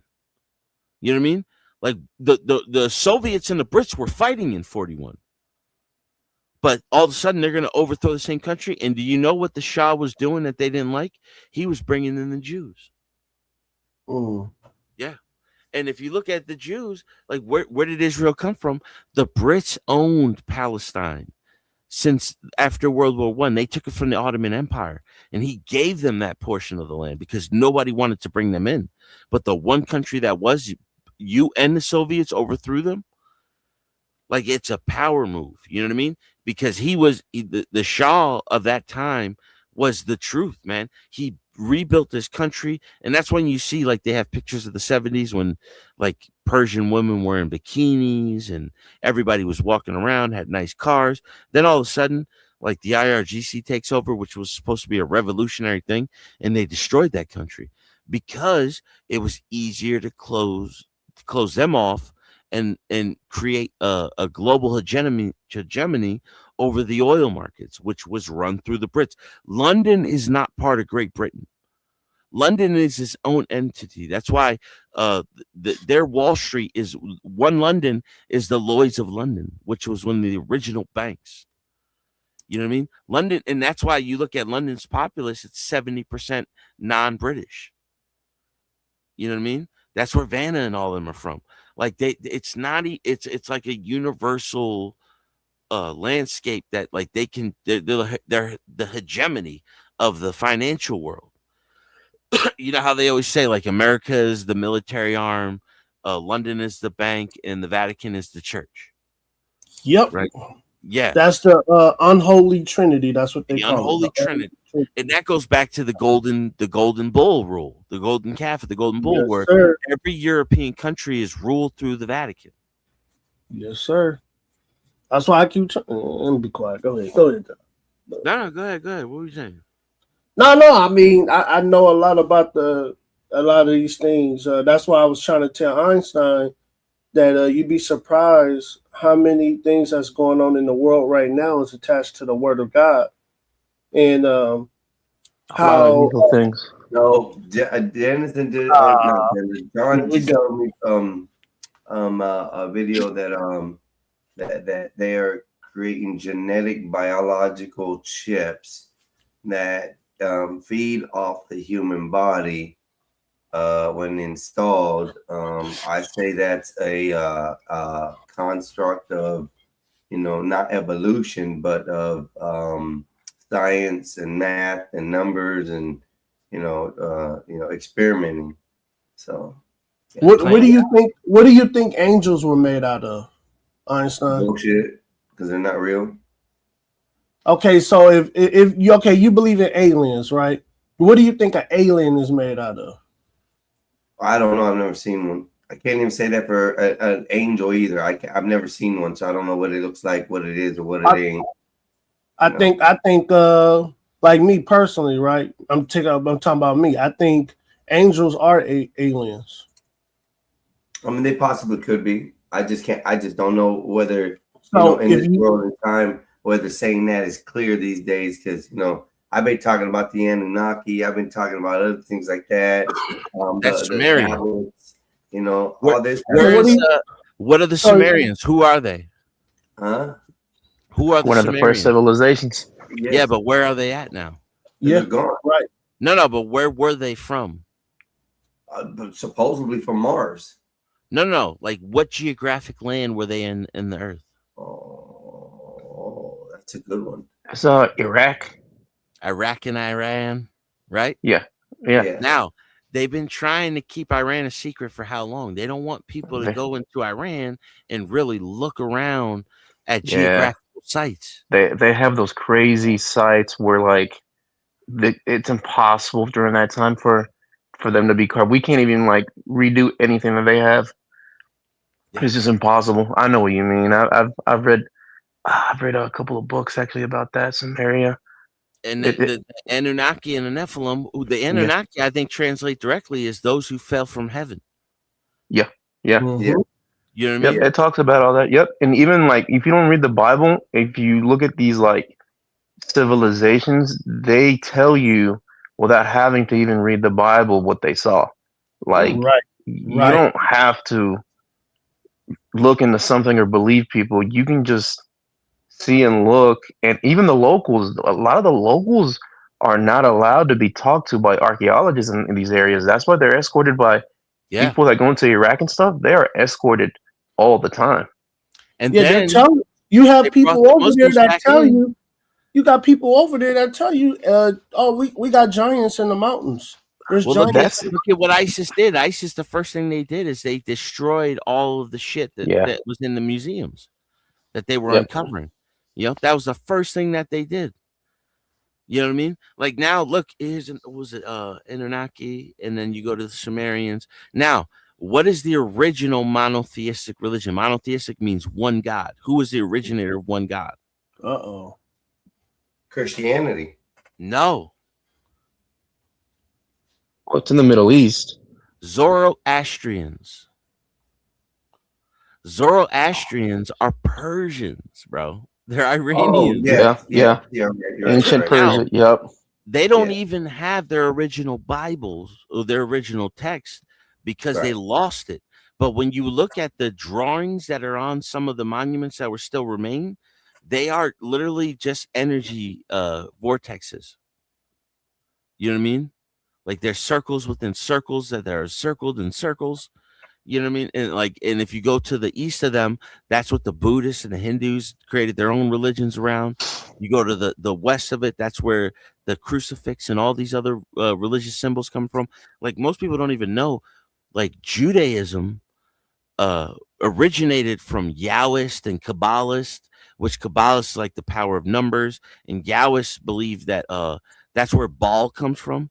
Baal was one of the three main gods, and the other one was, I can't remember, but this is where the term Elohim comes from, because they created the one God, which was around 300 years after Christ. Yep. You know, but then you go to like Judaism, and it's just like, it's not what people think it is. It's a cult. But they have knowledge that they basically tried to store within themselves, and Jesus was supposed to be the one that brought in everybody. You know what I mean? Yeah, Judaism basically had the concept of one single God. That's crazy, man. But that's why they were brought in from Egypt, and at the same, from Egypt they also came from Babylon, which was old Samaria, Mesopotamia, the UR dynasty before it was Babylon. Which is modern day Turkey, Iraq, Iran. Turkey is such a fucking unique area, man. That if anything goes down in Turkey, like it's like a blowing whistle horn to battle for everybody. Yeah, the horn. It's like the horn of Jericho. Yeah. Now, if you look at what they say, where did Abraham come from? Abraham was born between the Tigris and the Euphrates. Where is that at? It would either be in Syria or Iraq. You know what I mean? It had nothing to do with Israel. He was told to go to that land. It's there's all these stories that like you're told half truths, but then like where was the Tigris and Euphrates? That was in between that land. Who ruled that land before the Jews left there and went to Palestine? It was the fucking Zoroastrians, the original monotheistic one God religion. Like all of this shit is really, I always see it more as numerical. Like they were given knowledge that they didn't understand, but they tried to like hoard to themselves. And this is why Jesus came. Like there's these the lead tablets out of Jordan that said that like they predate back like far time, that said that Jesus wasn't actually Jewish, that he believed in this new religion, but the one God, you know what I mean? But he was raised Jewish, and that's why they always found him profound, is because he was speaking on new things. Now that is also led through John the Baptist. Nobody can ever explain to me why is John the Baptist so important in Christianity. John the Baptist was baptizing, which baptism is originally a Zoroastrian tradition. He was baptizing Gentiles, non-Jews, into the coming of the new Messiah. So he was a prophet within the prophecy. You know what I mean? And that's why when they cut his head off, like he had already been baptized, but he already baptized Jesus. Right. You know what I mean? Yep. It goes so much deeper than people think. Like that's what I'm saying. Like I want to be a Christian, man. Like I want to believe that, but there's something deeper to this. You know what I mean? And it doesn't mean that God's not real. Like I do believe in the one creator. I do. But like it's not to where like it's not like a guy just sitting in the clouds watching everybody. Like there is a creator to all of this. This is like even when you think my bad. Go ahead, finish your thought, my bad. Even when you think of like atheists talking about like, random, or no, like they'll be like, oh, randomness doesn't really happen in the universe. Yeah, that's where I was gonna get to, John. That's exactly what I was gonna get into. they'll be like, oh, well, how long will it take the universe to create a car? Well, how old is Right. the universe? 13.6, 13.8 billion years old. That's how long it took because we created the car for the universe. We were created by the universe. Right. Like, so, all right. So the concept of like time, space, and light. So, fuck. I guess it's like, I guess you got to put it in a way to where it's not like too fucking confusing. So we know what happened in the last 10 minutes. What we did. So let's say, do you think like there's like a way to calculate, or if like I guess tomorrow is already known, you just have to, I don't know, in a way figure it out of what I guess what that time path is going to be, what's going to happen, and all. You know what blows my mind? How they say we can travel into the future space. We already figured that out, even though we don't have the technology to do it. But we don't know how to reverse it. Right. But now they say like there are there's these microscopic creatures. They look like worms with teeth in the front, to where they can be in multiple points of time at the same time. Right. You know what I mean? I've seen that, and also I've seen where I think NASA and some other scientists have said that they're not portals, like I guess we would imagine like in a movie, but like pockets of I think something with magnetism, and where they're pockets that act in a way that there's, I guess it's like no time. I guess time is still. Well, black holes are like that. Like we don't know what a black hole is. All like Einstein predicted that black holes would exist, but he couldn't tell us what they were.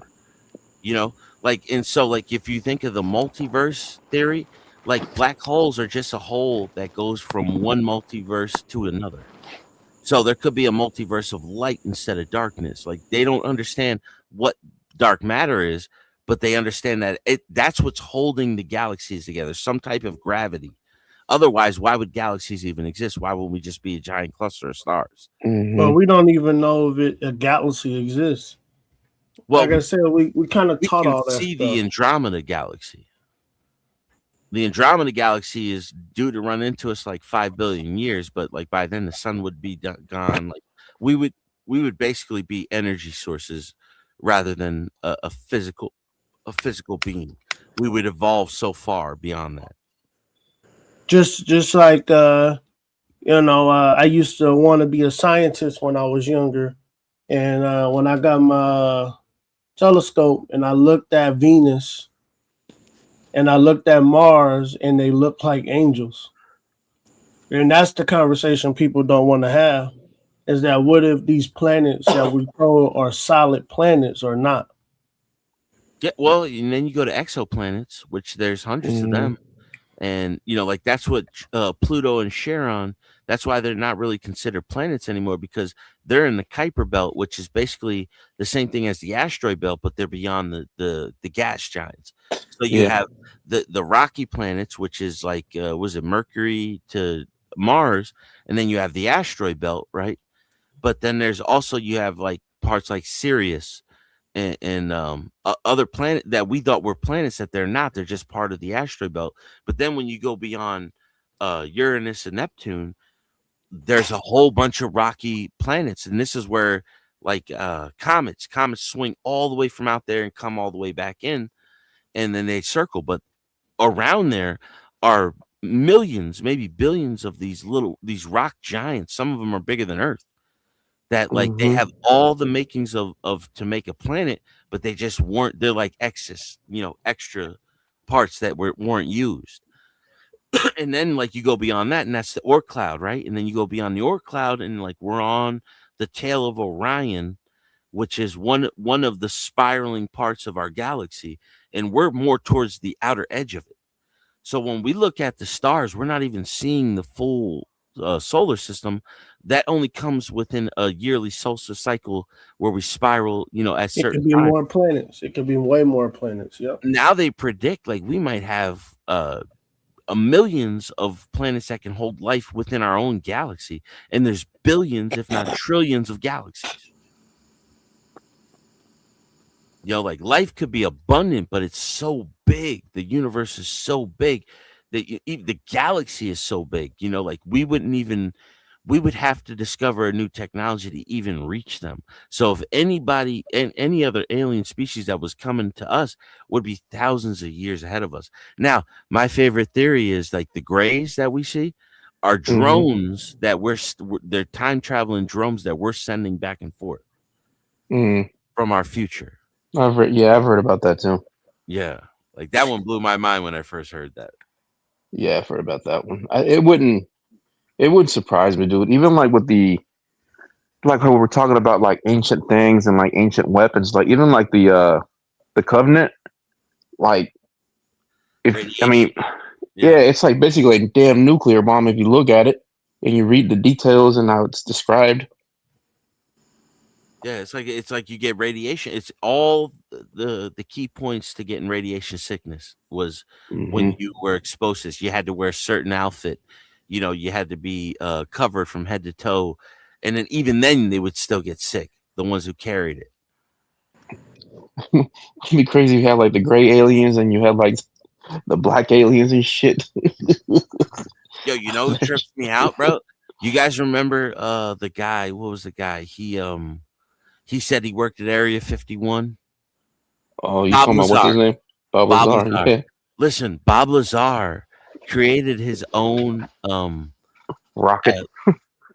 Yeah, well, he did that too. He used to drive his Honda. He created a rocket engine on his Honda. But Bob Lazar has a hydrogen car, right? That he made. It was a Corvette that would get 400 miles on 4 scuba tanks, in which he had to create his own hydride to line them, and that was the secret of the technology, bro.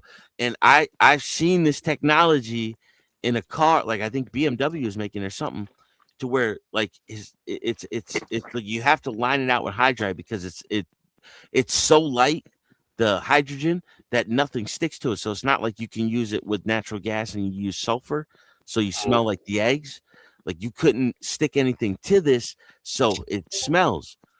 So this thing is so he uses hydride to connect them to the bonds, but like you wouldn't need anything but a fucking humidifier to create the energy source, right? It just recirculates. Yeah, all it's doing is splitting the air oxygen from hydrogen and helium, in which the thing that blows me away the most is like hydrogen and helium, exactly. H2O is water, right? And you use water to put out fires, but hydrogen and helium are both flammable. Yeah. You know what I mean? And you have plenty of that. All you gotta do is grab them outside. Yes, and it's free. He's like, overnight you could charge all 4 of these scuba tanks. Now the catch is hydride is you can't buy it because it's part of the nuclear weapon. So you have to either make it yourself, but to make it yourself, you need a particle accelerator. Yo, Bob Lazar built a fucking particle accelerator on his own property, bro. That's fucking crazy, man. Bob Lazar is the truth, dude. Like Bob Lazar was talking about. He talked about materials that didn't exist then.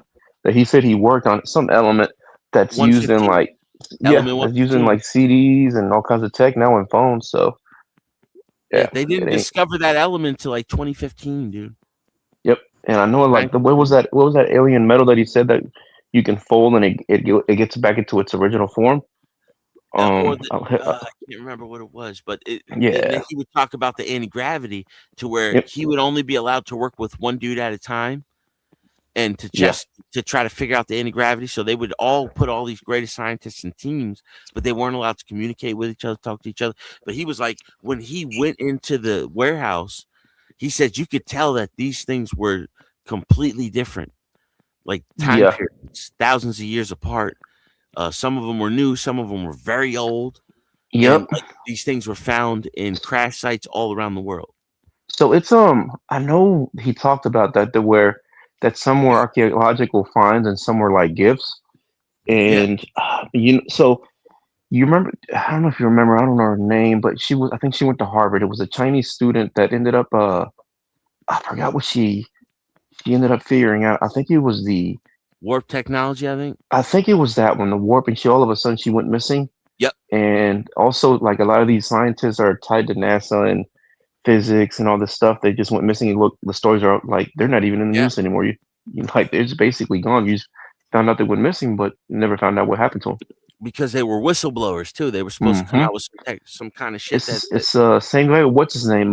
That he was made out to be a evil and like went against America. What's his name that went over to Russia? He called out the what was it? The who the hell was it? Snowden. Snowden. Him. And he talked a lot about a lot of this stuff. But remember, WikiLeaks leaked it first through Vault 7.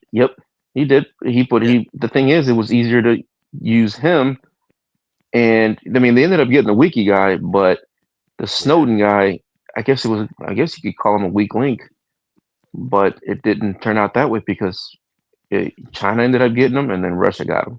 Snowden was like a low-level guy, so he was Right. just explaining to them like how the U.S. was using, but Vault 7 showed it. You know what I mean?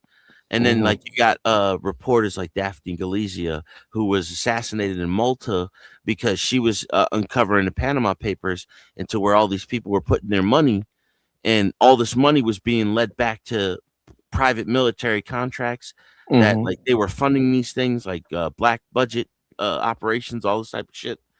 And she had literally tweeted out before she died, like, they're gonna kill me, somebody help me. And then she was found on the side of the road, a car was exploded. Oh no, I believe all that. It's like I've told some of the guys on here that I do a lot of military contract, which granted it's only contract work to renovate, but it's like I said, if there's money needed, they'll find it somewhere. They made movies about that shit. Well, you look at Jamal Khashoggi. Do you guys remember that guy, the Saudi guy that got cut up in Turkey? Jamal Khashoggi was a triple agent. They thought he was working for the Turks. He was working for America. He was a Wall Street. What's the Wall Street Journal, right? Who owns Wall Street Journal? No idea. Jeff Bezos. Bezos. I don't know if you guys remember this. Jeff Bezos, the Saudis hacked his phone, his private network. And that's what exposed Jamal Khashoggi. Now, I don't know if you guys know this or not. Jamal Khashoggi's father was Jeffrey Epstein's original investor. It was a billionaire. You know what I mean? They're all related. It's all connected, dude. But it's just like, it's weird because like you look at Jeffrey Epstein, this guy was teaching mathematics or something, or economics. He had no degree in the field. And then all of a sudden he gets brought in by Bear Stearns to run their major financial part. And then he left them after like 10 years to start his own. And then he created this international blackmailing operation. Like, it's so fucking weird. Like, it just doesn't make sense to me. I don't, that's what I'm saying. Like, I don't know where the angles are coming from or what's it all about, but something is going on, bro. And it's being I think it's as we move close more and more into technology and AI, and there's more and more that comes out, it'll get crazy. More shit will come out. Yeah, because honestly, like the internet fucked it all up for them. Like, I don't know they expected people to be able to really uncover shit so fast. Like, I thought they thought they might have more control over this than they do now. But like, they have to remember they're relying on everyday people to create the next great invention. And if the wrong fucking person discovers the loophole or whatever, they're just going to leak it. And that's how shit keeps getting leaked out. Like, this guy got released from Vault 7. Like, after WikiLeaks got Vault 7, they were like, yo, Julian Assange got to go. We got to get him fuck up out of here. In which that exposed that we can use as something as simple as a Russian keyboard to make it look like the Russians hacked us. And that's what that whole fucking DNC leak comes from. It wasn't even leaked out, bro. It was downloaded from within the DNC office. And that's where Tori Maris comes in. Because Tori Maris is like, she's sitting there watching the fucking thing. She's like, no, it wasn't hacked. I fucking downloaded it. And Brendan told me to do it. Because Brennan, like, it's all about data mining operations. This is where a lot of these people are getting rich, because they're selling our private information, like not just like your fucking name and all this other shit. Like, they're learning about us at like in hive mind formations. Like, you know, yeah, it's all AI, isn't it? It's all for AI. This is before AI was really becoming innovative. And AI, if you really think of it, AI could be linked to those fucking computer chips that I was just showing you guys. The computer, the brain, the biochips. You know what I mean? They could have servers server farms full of these things. Now I wanted to say, Einstein, can you, now that you've seen them chips, can you see other spiritual beings want to have no. bodies? They want to have No, I bodies. still see genetic altering. Hold on, let me finish. So I'm saying, you've seen the technology they have, right? Now, would it be hard to believe that they could create bodies for disembodied spirits? A soulless Yes. drone. Yeah. That's what we call Well, AI. That's what we're calling these cyborgs. You guys remember the Google executive in 2016 humanoids. said Yeah. that They're they had an called AI humanoids. that Right. it escaped and like they didn't want it. They said it was conscious and they Yeah. didn't know where it went, but it left their servers and went to servers all around the Yeah, world. it figured out its own way to get out, even though they shut it down. It left itself notes. I guess you could call it notes after they deleted its memory or whatever. But it left itself little notes and little back doors, and figured out different ways to escape and get out. Which is that's insane. Yeah, that's And scary shit. Google is owned by Alphabet. Alphabet is just a DARPA company. Oh man. Pretty soon, humanoids are going to be picking Yeah. all the fruit and making all the beds, so you don't need a That's crazy. When you make immigrant anymore. yeah, exactly. They're literally going to be walking around, and guess what? They're going to have the information. They're going to know you 100%. Yep. Yeah, everything about you. Too. You think like a regular computer is going to be able to think simultaneously? Yeah, John. Multiple things like that? No. Think dude. about, Oh no, yeah, think about it, John. The guy just said that the damn chips tell them, "Hey, you need to feed me." Yeah. My what came up in my brain is, what are you feeding them? Exact proteins and all this other shit. Soylent Green. You know what I mean? Like, you got to feed it something that humans are eating, but you can't feed it, like, I don't know. Protein is the only thing I can think of. Now, I think now- having a robot. I think Right. That was having a so- robot would be pretty cool. I mean, I could have it out chopping wood and cutting down trees and just You'd be running the do some weed dirty things to eater that damn and robot. everything. Go and do a store run. you gonna have that robot do Yeah, some go to dirty the things, store, man. robot. Go get me a 6-pack of beer, robot. I had a motherfucker run to this town and shit and then come back for it. Which wouldn't be bad unless like we really got an understanding of what we're dealing with, you know. And we don't, John. That's the thing. Everything is good in the beginning, and then bam. It's the thing is we're human, and we're God's. You know, I guess if you don't believe in God, but we're born sinners. We're gonna end up fucking Right. shit up. Juan, we all watched iRobot. Right. Created creatures. I We mean, try to that's recreate in our own image. We're not God. right. They had the 3 laws, you know, and that was written Thank in you, like Tom. the turn of like the Mhm. 19th or 18th century. For some weird reason, 3, 7, 6, 13. These numbers, man. Go ahead, y'all. Go ahead. You know what robot means? Because it's a Russian word. It Mhm. means mechanical slave. Yeah. That's exactly what it is. Yeah. Well, I wanted to ask y'all a question. If any of y'all have ever had a paranormal expansion or experience, yeah, because Einstein said that he didn't believe in angels because I had one. I think in some ways Actually, I one had we've a all had one. couple. I've never seen it, but it's just because I haven't seen it. It's not like I don't believe it. I just like I had one time where I thought we were working in this mansion, right? And I thought like I kept seeing a ghost. Right. You felt And it something. comes to find out, it was like my reflection bouncing off different windows from one side of the house to the other. But like it would only happen like when cars were driving by. You But I were caught it. scared, so you like started manifesting things. It freaked me out, but like That's my that mind fear. wouldn't let me believe it. So like I had to figure Right. out what the fuck it was. You And then was sober, right? You wasn't I was smoking working. or drinking or nothing. Yeah, I was working, and it was in the middle of the day. But it would only happen like every once in a while, and I would always catch it out my peripheral, and then I would look and I would see it for a second, and then it would go away.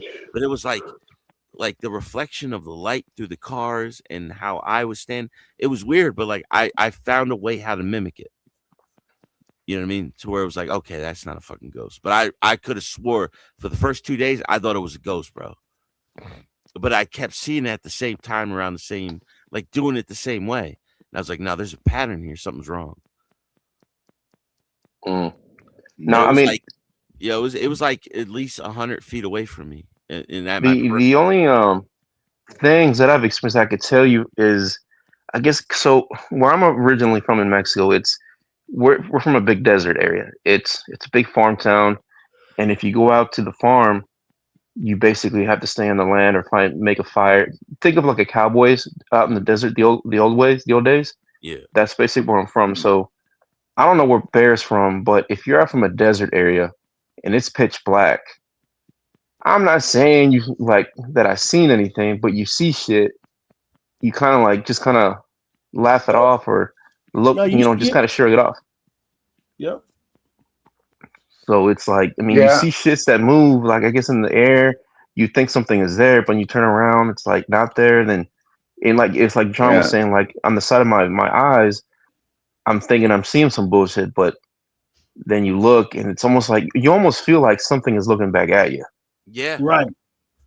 Oh, I thought, And that's that sense. I had the goosebumps for like every time I would work in there after that. I was just like, man, something's fucking wrong here. And then like once I figured what it was, like I still had this feeling behind my head because it was an old house. It was an old mansion. Right. But it was just like I understood what that was. But like it's not to say like it could be something, there's other things around there, but like for me, what I saw, like I explained it. So but like if you're in the fucking desert, who knows? Do you guys have dogs? Yeah, I got 2. So we had this old house. It was abandoned. We usually go back to Mexico every now and then. We clean it out. And we had this bad thunderstorm one day, and it was just me and my dog, and we were like miles out. We were out in the middle of nowhere, but I'm in one of the rooms, and my dog doesn't bark. And at the time she's a canine mixed with the German Shepherd and pit bull. All I see is the back of her head like a mohawk. Just it goes up, and that's usually when animals telling you that something they feel something. Yeah. And all she's doing is barking down the fucking hallway where it's all fucking black, and I'm like, what the fuck? So you can't show fear because then the dog feels it. So my stupid ass tries to walk down the hallway, and she quits walking. Bear, she just stops right there, turns around, looks at me. I roll out. I get the hell out. I mean, I never found out what happened, but I was out. I was out. Yeah. So that was it. I mean, I listened to the dog because you also like it goes to that feeling where I felt like something was there and was looking, and so it was like you listened to your gut and got the hell out of there. I have my do that too. Yeah. I have my rosaries. I counted my blessing and I left. Like every night around 3 o'clock, I had a female dog. She was the best dog I ever had. And there was a story behind the house because this house was like 100-something years old. It was a little bungalow, and like the lady who lived there originally, she passed. Her mom died there, and I think the father was abusive. But like every night around 3 o'clock, dude, my dog would like sit at the door and look out the door like it was seeing something, but it wouldn't be aggressive towards it or anything, but it would always do the same thing in the middle of the night. Looking, yeah. Yep. It's like with kids. You ever seen kids like baby toddlers before they speak? They look like they're looking at something. Yeah. Like you if you have kids, they look like they're looking or playing or trying to touch something. But I mean, yeah, I believe all that. Yeah, there's something about energy, dude. It's something with the energy. Well, I mean, what's the saying? I guess when a human passes away, it weighs so much less, and the rooms do get a little colder. Yep. I mean, we're full of energy, so that energy's got to go somewhere. Yeah, well, they say like the human body has like a few volts, like 1.5 volts Oh or yeah. something like that. And then like after it leaves, like where does that energy go? Energy has to go somewhere. Mm-hmm. Yeah. Yeah, when I was having a really bad day in my cabin, and I was in What's This Life For by Creed kind of a mood, and like wondering like what am I really doing here? Like the door just thrust open, Yeah. and I've heard about those. something just That was just came a in wind. and hang around, and That was just suddenly a I wind. felt a lot better, and my depression was gone Well, that and was stuff good. like that. So Maybe that's you got why I spirit. believe in angels. I believe Maybe in angels come down from heaven to lift you out of your spirits when you're down. Very bad. Angels aren't real. That was a ghost. Ghosts are real. Just, so yeah, you have it, twice, man. Angels ain't real. It was a ghost.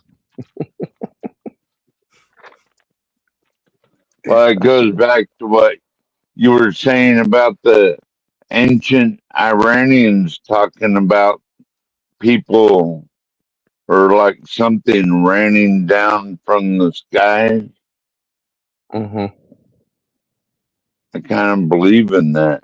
Like Well, I it mean, happened. it even showed like when they talk Spirit, about chariots and fire, lightning, and spirit, in the sky. So yeah, spirits walk among us. I mean, Yep. Disembodied spirits. Yep. yeah. One place I don't mess with though is I know Bear likes going and hunting and shit. I don't go in the forest or the woods like deep in there alone, especially alone. That's I where don't you mess with that safe. shit. That's where you safe one. So, and this is something that the natives teach you. So you know how they tell us like, oh, if you go in the woods or the desert, you're in danger. That's where the danger is. Oh man, think about it. Where did Jesus go in his mission? He went out in the wilderness 40 days. He ain't going out in no woods, no forest, What do you think the wilderness is? It's a out in the middle desert. of the open. He was out in the desert. I do the desert. I won't do the forest. But that's what I'm saying. Like you only scared of it because they did the Blair Witch to us when we were young. He ain't lying. You know those movies. Yeah. We all watched the Blair Witch. That shit made us scared of the woods. And then the desert made us scared because they told us that if you go to the desert, then you're gonna die because You'll make the wrong turn. yeah, and the hills have eyes and Yeah. shit like that. Yo, But the Hills Have Eyes movie was crazy. but that's what I'm saying is that when you out there, man, it's peaceful. It's peaceful. yeah. It's peaceful. I remember one time when I was in the Yellowstone Park because I hiked through Yellowstone one I want to time. go to You went to Yellow? Yellowstone too. I And, want to go to Crazy Swift, man. Yellowstone. You went to yeah, I hiked through Yellowstone and I camped out this one place in the park, and I woke up the next morning, rolled up a sleeping bag, and there's these bicyclists. They were bicycling through Yellowstone, You and can't do that. It's illegal, right? they said they seen a great big grizzly bear walk right by like where I was sleeping the night before. You That you was didn't have your pretty food cool. out. You had your food away, Uh, right? I didn't have any food. I already ate it the night before. Damn, you lucky. Guess that grizzly bear wasn't hungry, you know. That Yo, unless that grizzly bear likes to drink. was a long time ago. No, I've only had a black bear encounter, and that's about it. And that was because the owner of the house always fed that damn bear. He called him Charlie. And I told him, yo, like I ran in his house, and he was like, "What's going on?" And he was like, "There's a black bear outside." He looks outside, And he's like, "Oh, that's just Charlie. He fed this man steaks and all kinds of shit, man." Well, I had one time out here, I woke up one morning and I was just going outside to piss, right? And I had a 450-pound black bear on the deck, on my covered deck. And I woke up and then I was like, oh, shit. And then I kicked him. I had my boots on, right? So I just kicked him in his ass and he ran away. I didn't have to shoot him or nothing. Those black bears are easy to scare away. They don't like it if you fight them. They don't like liberals either. No. Who's eating? I'm about to get hungry too. I got the salt and Vinny's. Oh, have y'all noticed they make chips baked now? They don't do them fried no more. Because I get like the kids, their Cheetos and Doritos and stuff, and they come in the like where it's baked instead of like, I guess I don't know the old way how they did it. I guess they fried them. They had a sale, crazy sale. It was like 4 bags of Doritos for $8 by me. Oh, it's that 4th of July sale. That's good. I bought a bunch of meats today too. Yeah, I always get like the ShopRite store brand. They're like $2 a bag, man. They're fucking banging.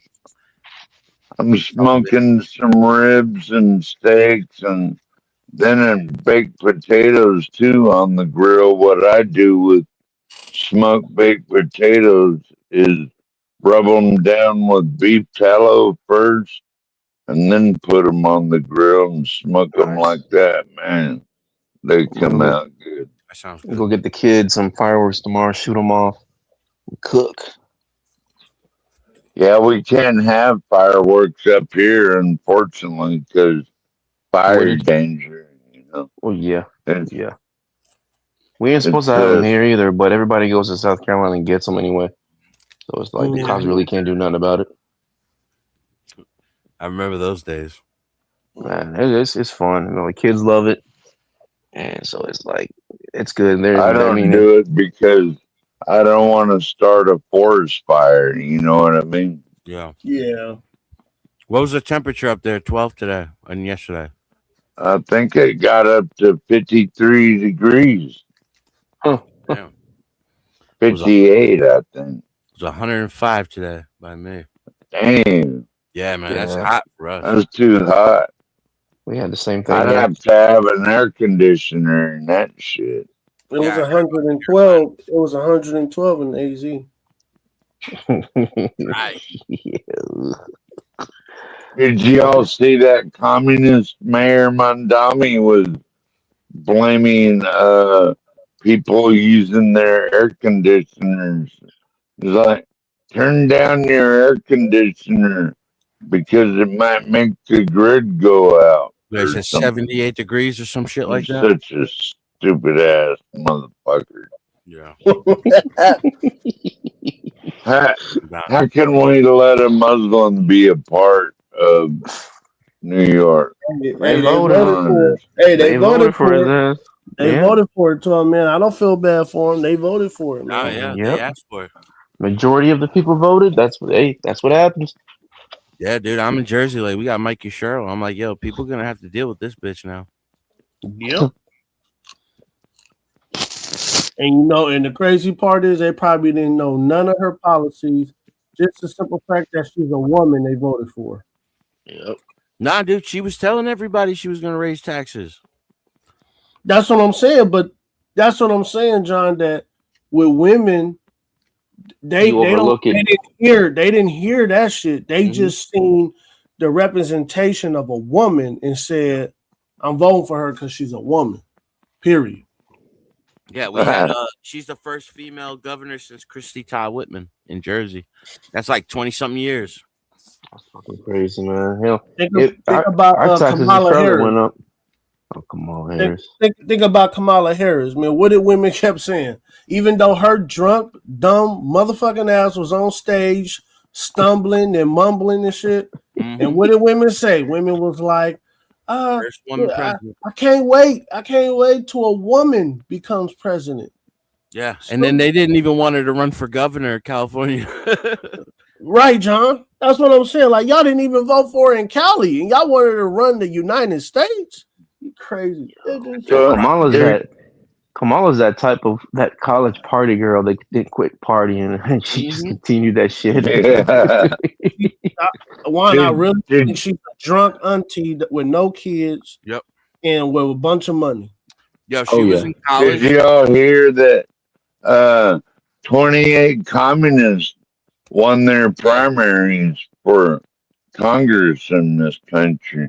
Yeah. And Trump thinks it's a national security threat. What do y'all think? Yeah, the media is doing an awesome job by tricking the American people into thinking Trump and Republicans are the problem. Yeah, that's what I'm saying, dude. Like they keep going backwards to communism. It's like that shit don't work. You know, like it hasn't worked anywhere that they tried to fucking get it to go. Like we need some kind of new system. Like I liked when Trump was talking about a meritocracy, a merit-based system. Mm-hmm. We would never be able to have that either, dude. Yeah, and they call themselves democratic socialists, but there's nothing democratic about socialism or communism. And we're a constitutional republic.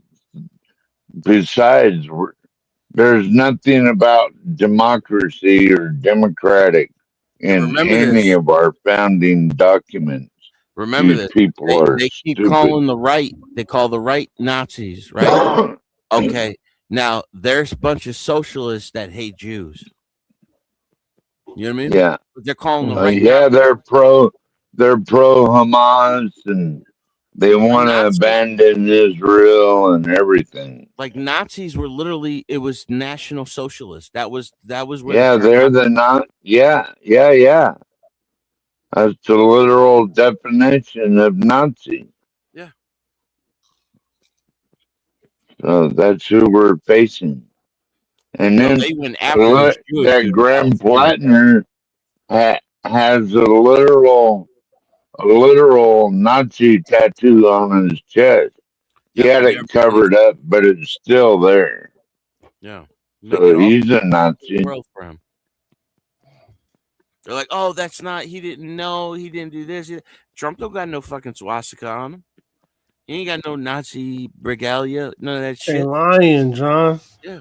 Can you imagine, John? I remember in the late 90s, early 2000s, rappers making songs, Trump in the videos.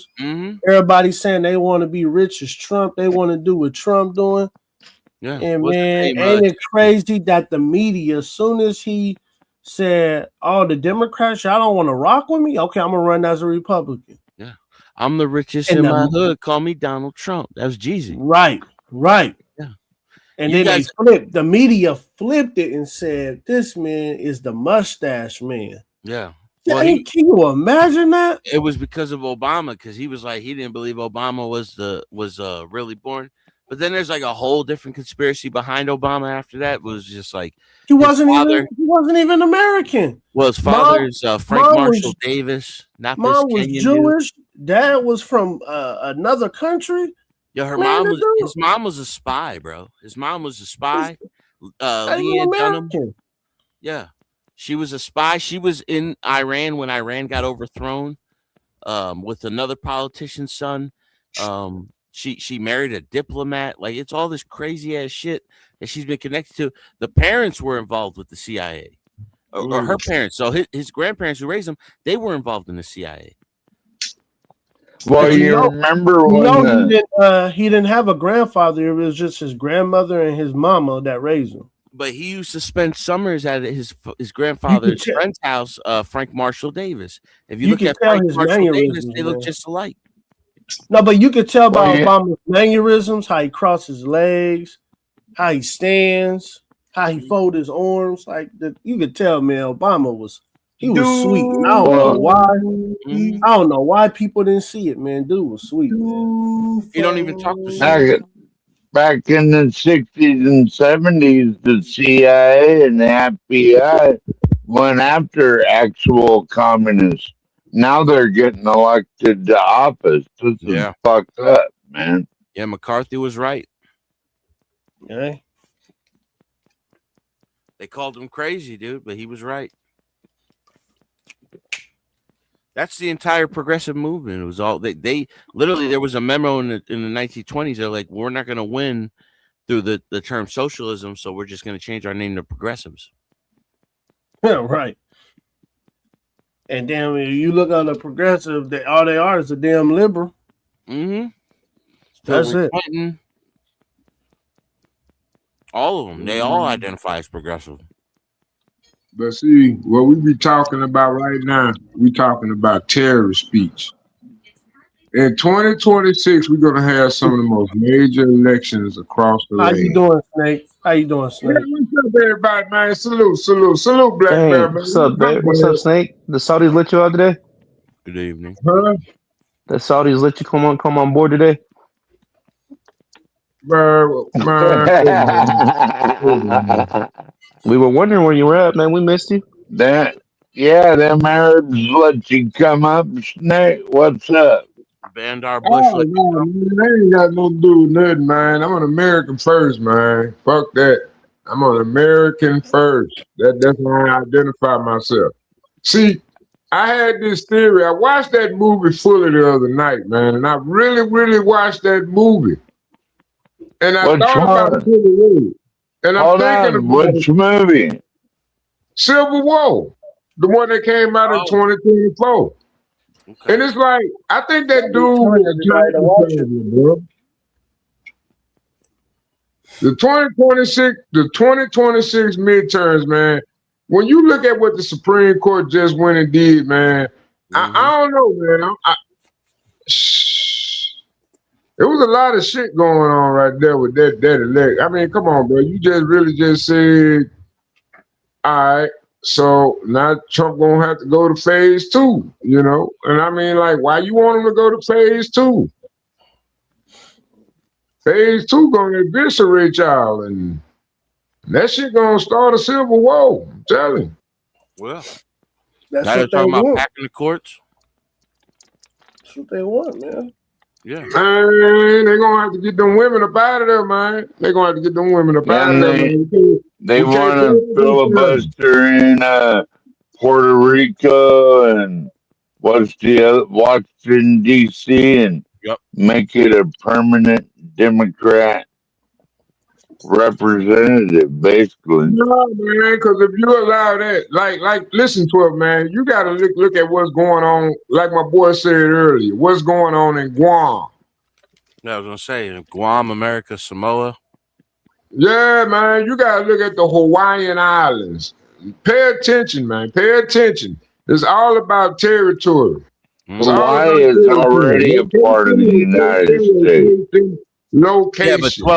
12. Always ask yourself, why is Hawaii part of America and not Puerto Rico, Guam, America, Samoa, even the Philippines? We won all of that from the same war. Hawaii, Guam, Philippines, that's the Spanish-American War. We beat the Spanish and took all of their land. You know why? Because ain't no black dudes there. That's why. You ain't got no black men there. See, they suppress the black man.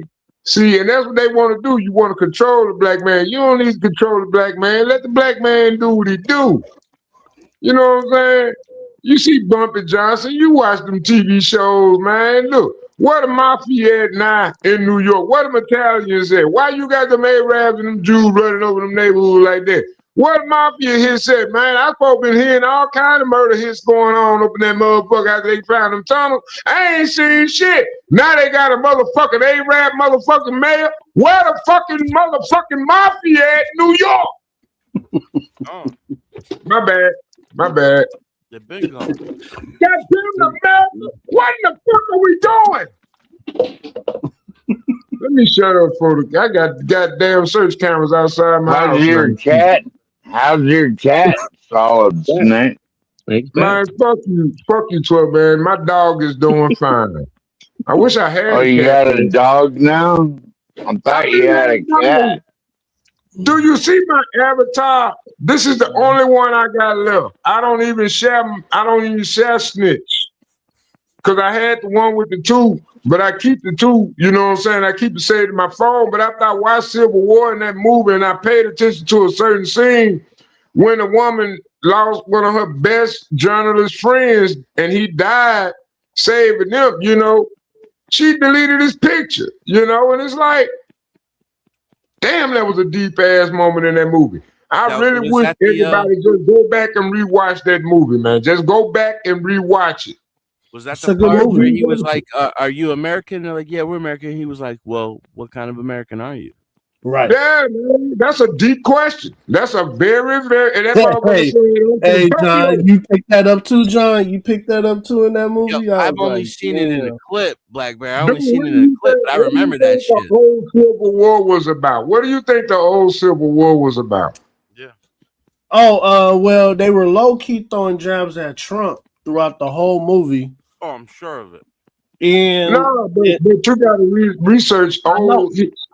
I know, but I'm then, telling you, it's a painful history. That's a lot of great black families, a lot of great black communities was lost within that tribal war of No, America. but hold on, Snake.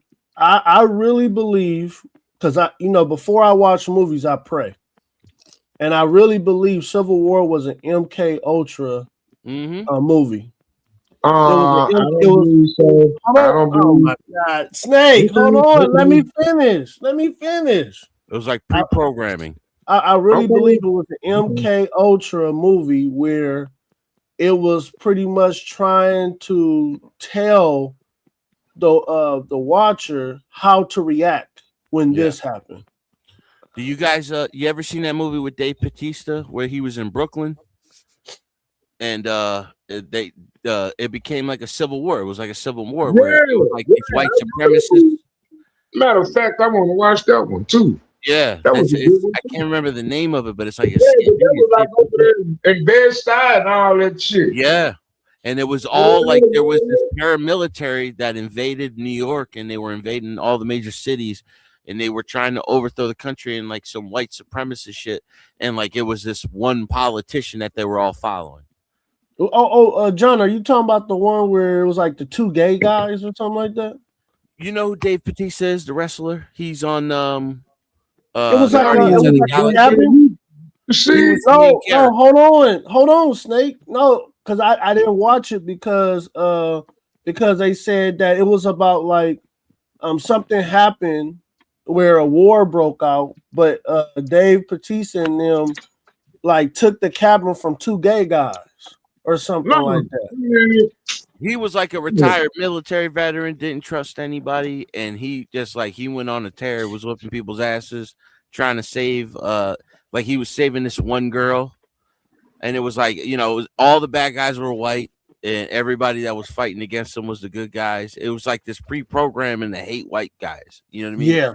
Yeah. Hey, you know what? I want you to go watch Black Bear. Hey, go check out that movie Eagle One. Just go check that movie out. Just watch it. Just watch it. You say Evil One? Go fishing. Go fishing. After you watch that movie, I want you to go and get your boat. And I want you to get out there on that dang on bayou. And Evil One? Wait, Snake, you said Evil One? Eagle One. Hold on, let me see. Let me look at the trailer. Hold on, let me look at the trailer. Yeah, I'm trying to find. Oh, it's called Bushwick. That's the movie from Bautista. It was 2017 called Bushwick. Oh yeah, Bushwick. Man, you know, I can't believe I got that wrong, because one thing I liked about that movie, it showed me like one of my favorite rappers was Black Moon. Black Moon was from New York. Mm-hmm. Yeah, man. Shit, Yeah, that was like, I was watching their history, watching that movie, you know what I'm saying? Yeah. Yeah, everything come out of New York. I'm a New York. You didn't know until he caught that one soldier what it was all about, you know, because like they were all wearing like full body armor to where you didn't even see the skin color. And then it was like, oh, it was all about like a race war thing. Yeah, man.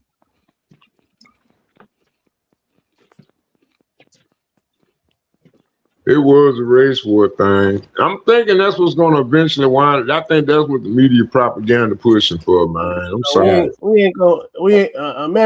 The true Americans, we're not gonna allow that to happen. Yeah, no, it'll never go We down that way. don't allow it, no.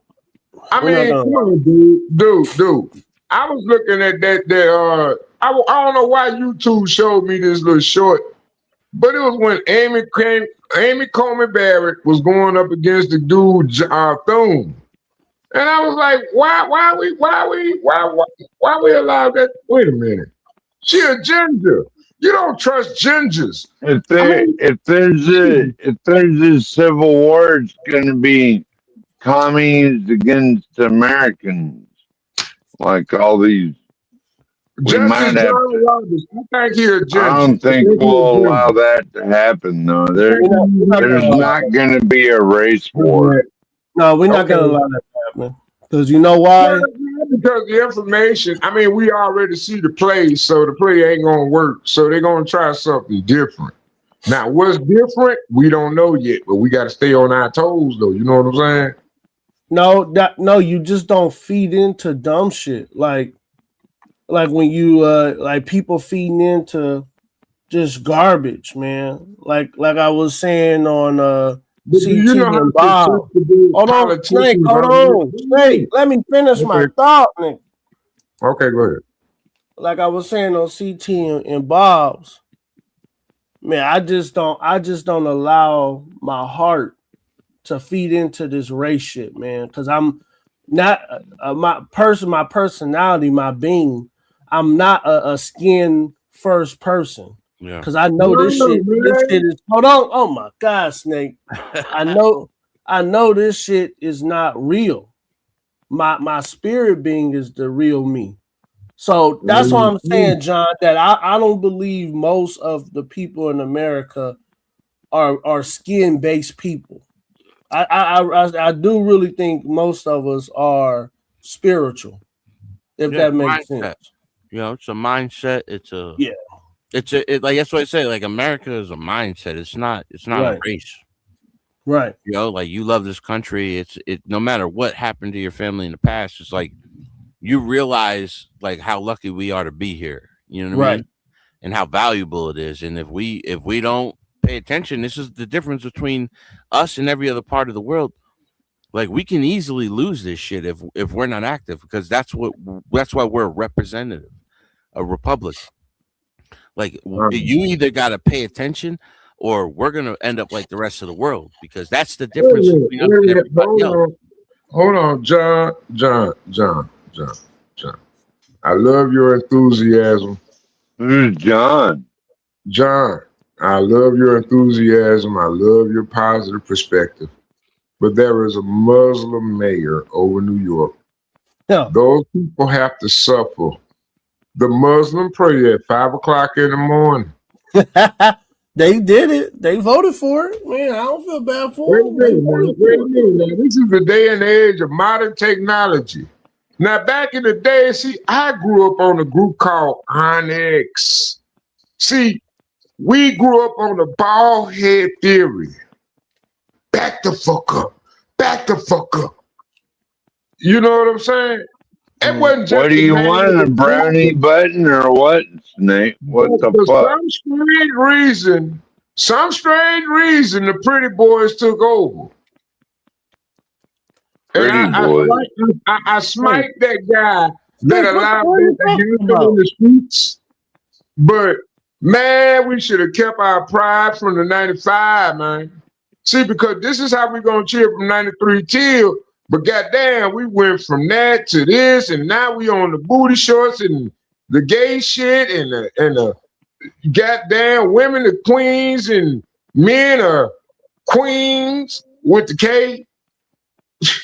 Snake, it's always been there, Snake. It's always been there. It's just the internet. No, it hasn't. It's always been there. Remember, Onyx came out of the black skinhead movement, which wasn't racist. It was sharp skinheads. It was skinheads against racial profiling, sharp, right? They came from the punk rock era. They used to get down with the punk rock kids. And then that's when the neo-Nazis popped out, and they took that skinhead look. but like, and they wore the boots. Like that's not even like If Onyx was part of a you different believe movement. it, They just started explain making House rap. of Pain. Hold on, explain House of Pain then. What do you mean? No, I'm just saying, if you believe that theory that they took the bald head culture from Onyx, see now I know you're No. playing with. Onyx was part of before it was Onyx. Like the black skinheads were part of the punk rock scene. And they used to always beef with not the neo-Nazis because they used to wear the skinheads too, and that's where the term skinheads got a bad connotation. But like you can watch, there was old not sitcoms, like TV Yeah, shows. that was later on, man. That was later on. This was 81. Like Onyx came out in the 90s. Yeah, they came from that way early. John. Huh? That probably wasn't even the same culture by that time. It was. That's why they wore the boots like that. That's why it was part of punk rock culture. Yeah. Why would you say punk rock? That's what it came out of. Why would you not say hardcore rock? No, it was punk rock. Am I sleeping? Oh, so you saying because they black, they got to be punk rock? No. That's why their style was so different from other rap styles. No, They were motherfuckers wanted to fuck with them. They were talking about punk rock music. I'm just asking questions. Now, John, you got your version of the history. I'm just saying, why the nigga got to be the punk or the motherfucking version of your history? Why the fuck we couldn't be hard rock? Black version of hard rock. Our shit. Hold on, man. You gonna make me go. Calm down, Snake. Snake, you don't know what punk rock is? Man, you gonna go make me shave my head, John. No, but Snake. Don't shave your head. Don't shave You're already bald. Punk rock was rebellious music. It wasn't. It was hardcore music, but it wasn't. That was just the terminology for it. Is punk rock. Like that's a whole genre of music, dude. Well, that was probably what it was marketed on. They were labeled that, and they embraced the label. That was the music industry wanted to call it at one point in time. You know what I'm saying? It was no. Punk rock was rebellious music. They were not fitting in with any other genre of music, and that's why you hear Onyx when they're screaming on the fucking mic. They didn't sound like anybody else. Just like EPMD did. Everybody want to call it hip hop, but shit, EPMD was their own shit. A lot of people didn't sound like EPMD. They had their own little style. You couldn't call it hip hop, but we called it hip hop. And that's what hip hop is. Hip hop is organized noise. That's all hip hop is. Well, it's like a mixture of genres because like all the original the samples were all jazz music, soul music, disco music. All the samples come from different music that they made their own. I can't stand not being able to see the chat, y'all. I'm sorry, y'all. I gotta see the chat. I need to see who all in the house, man. Salute, KC. Who just lost the Cash App attack? Ring that bell, make it boom. Money just walked in the room. Welcome to the. Okay. I want to thank Casey for the $15 Cash App. Thank you, sir. Appreciate that. We are running live and still. Y'all can continue. I'm sitting here listening. Yeah, I gotta get to sleep because I gotta be up in like 5 hours. But if y'all still on later, I'll come back on because I ain't gonna be working all day. All right, brother. You be safe. All right, John. Hey, John. Good Take care, brother. Nice talking with you. Always, y'all the best group, man. I'll holler at y'all next time. See you later. All right, John. Salute. Salute. So what's up, gentlemen? That was a the fact that John left the panel, man. John be having some nice ass theories, though. You feel me? That dude really do get deep, man. One day we just let that nigga roll for like a whole 2 hours. Hey, pause, man. What? Pause, man. You can't say that dude be getting really deep. Pause, man. Come on, man. No, you gotta be Tell him, careful what Solid. you say, man. Tell him, Solid. Tell him to grow up. Tell him to grow up, Solid. Y'all, you guys gotta be careful, man. Man, I don't like no hunter nigga acting like no lobby nigga. Hold on. Come on, Snake, man. why you gotta Snake, why you gotta say the N-word all the time, Snake? Right. What's Right. wrong with you? Right. I mean, because it's like the redneck word to y'all. Jesus Christ. Why you in black people business? Oh, shit. Yeah. If you call me a cracker, I'd black your eye. I'd give you a black eye if you called me a cracker. I eat pickle pig feet and shit. He don't eat that because he from Arizona and that poke mess with his high blood pressure. And then it's high over there in Arizona. Stuff like that, man. You can't play with the salt game like that over there in Arizona, man. It's dry heat.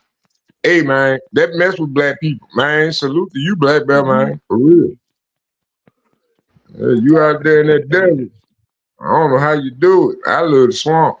Oh man, I love heat, man. I love the heat. I love the desert. I want to see what's gonna happen with I want to see what's gonna happen with Skywalker and them alligators he got in his backyard. I can't wait. Oh Lord, I want to adopt one, but I know I can't have. Hold on, Brenda knocking. Brenda mad. Hold on, I'll be back. I'm a mute. Got a hooker. Y'all holler. Yeah. Snake got a hooker at the door. Oh, damn. $40 holla. He's getting a discount. It's 4th of July weekend, 250-year anniversary. So he's getting a $2.50 off discount.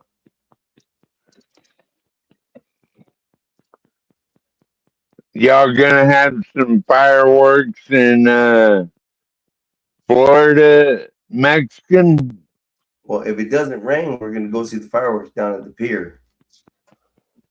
Oh.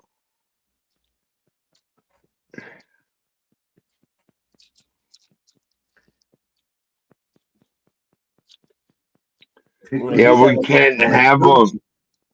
He gotta leave We that can't pickle have. alone, man. He gotta leave that pickle juice shit alone. We can't have them up here because of forest fire dangers. So we just shoot guns instead. Oh my gosh, y'all! Please tell me you're shooting at the ground. I have a special tree that I shoot at. Okay, good. At least you're not shooting in the air. Whatever you do, don't shoot guns in the air, man. Those bullets gotta come down. Yeah, that's right. Yeah, they only go so far and so fast, and then they drop. It's like, phew. Anyways, oh man, Yeah, man, my bad. Salute. Hope y'all are having a wonderful 4th of July weekend coming up. Who?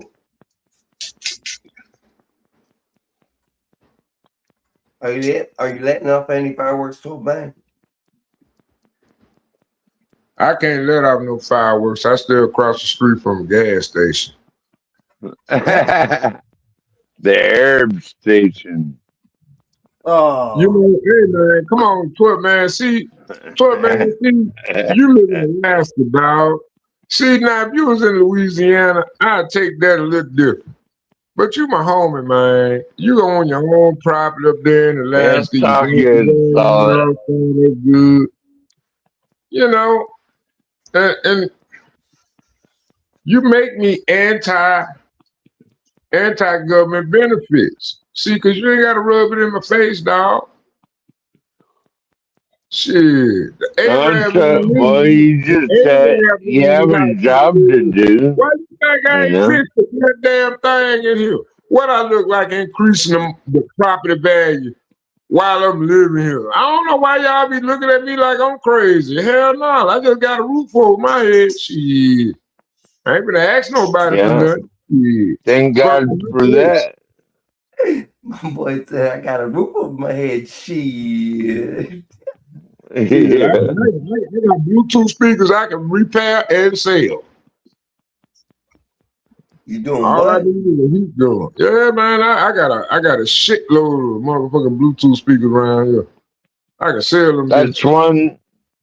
That's one thing I miss about the South is the pickled pig feet. That's like You art. don't get those up here in Alaska. Yeah, see what I want to do to it, man. The next thing I'm finna buy, I already got my little saw. I'm gonna sell it to my uncle, but I want to use that right now because I'm doing something different. But I got a plan. You know, it's gonna work out. Just trust me. You know, I just got to be on my own for a minute. I can't be working under people. I don't know why. Just too many personalities just bother my conscience. I just can't do it. They done broke. Good luck. Solid Snake's heart. Oh man. Yeah, Who I'm knows broke, that's man. I'm Solid broke. Snake? Do You we have hear to my go beat, Thursday man? with Snake again early in the morning on Friday? What? I said, "Are you okay, Snake? Did somebody break your heart?" Nah, I'm just going through a transitional period. I don't know why y'all so emotional. I'm just going through a transitional period. Oh, you going through male menopause or something? Nah, shit, I went through that like damn near 5 years ago. Shit. Snake, what happened to your cat? What cat? The coochie. The one that was living in your closet. In my closet? Ah, 12 man. God damn it, you drunk some bitch. My bad, Mexican. My bad. My bad, Bob. My bad. That's 12 man. Bob, hey, 12 man, come on, man.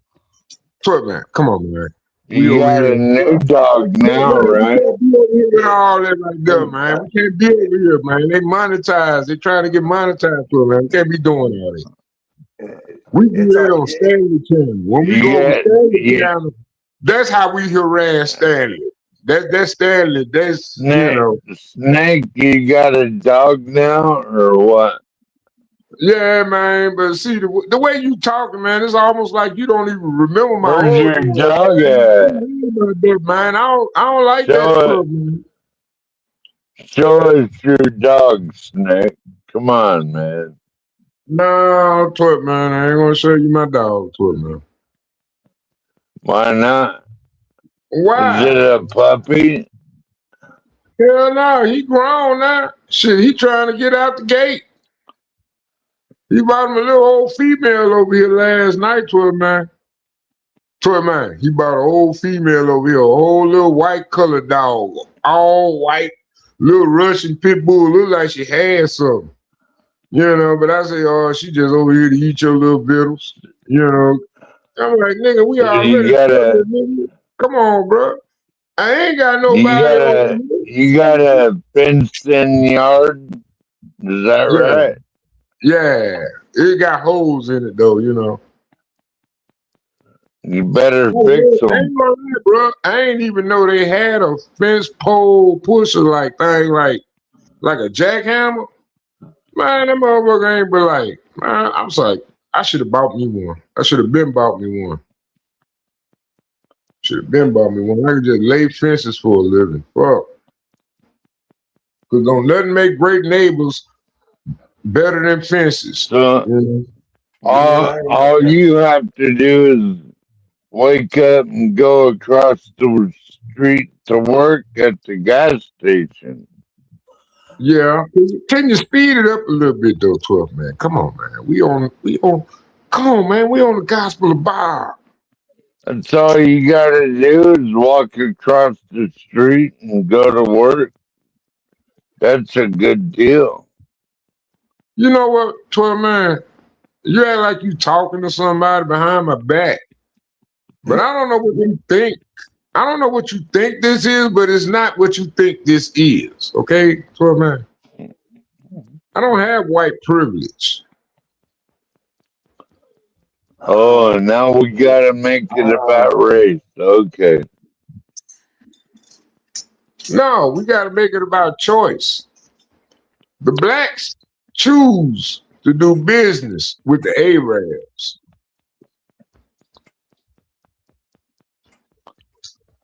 The blacks, the Arabs know they can rip the blacks off in the stores. the blacks choose to do business with the Asians. The blacks, it's like a theory they had that was actually proven true. It's almost like fleas in a bottle. You know what I'm saying? If I put fleas in a bottle, a flea can jump all over the motherfucker. A free flea is a motherfucker. But a motherfucking lab trained flea will never go outside that motherfucking bottle height for the rest of his life, nor will none of his offspring. You see what I'm saying? Slavery. Yeah, okay. But see, when AI takes over, AI ain't gonna be as conscious as we are. AI is gonna be strategic. See, when you think about it, yeah, I do believe AI invented time travel.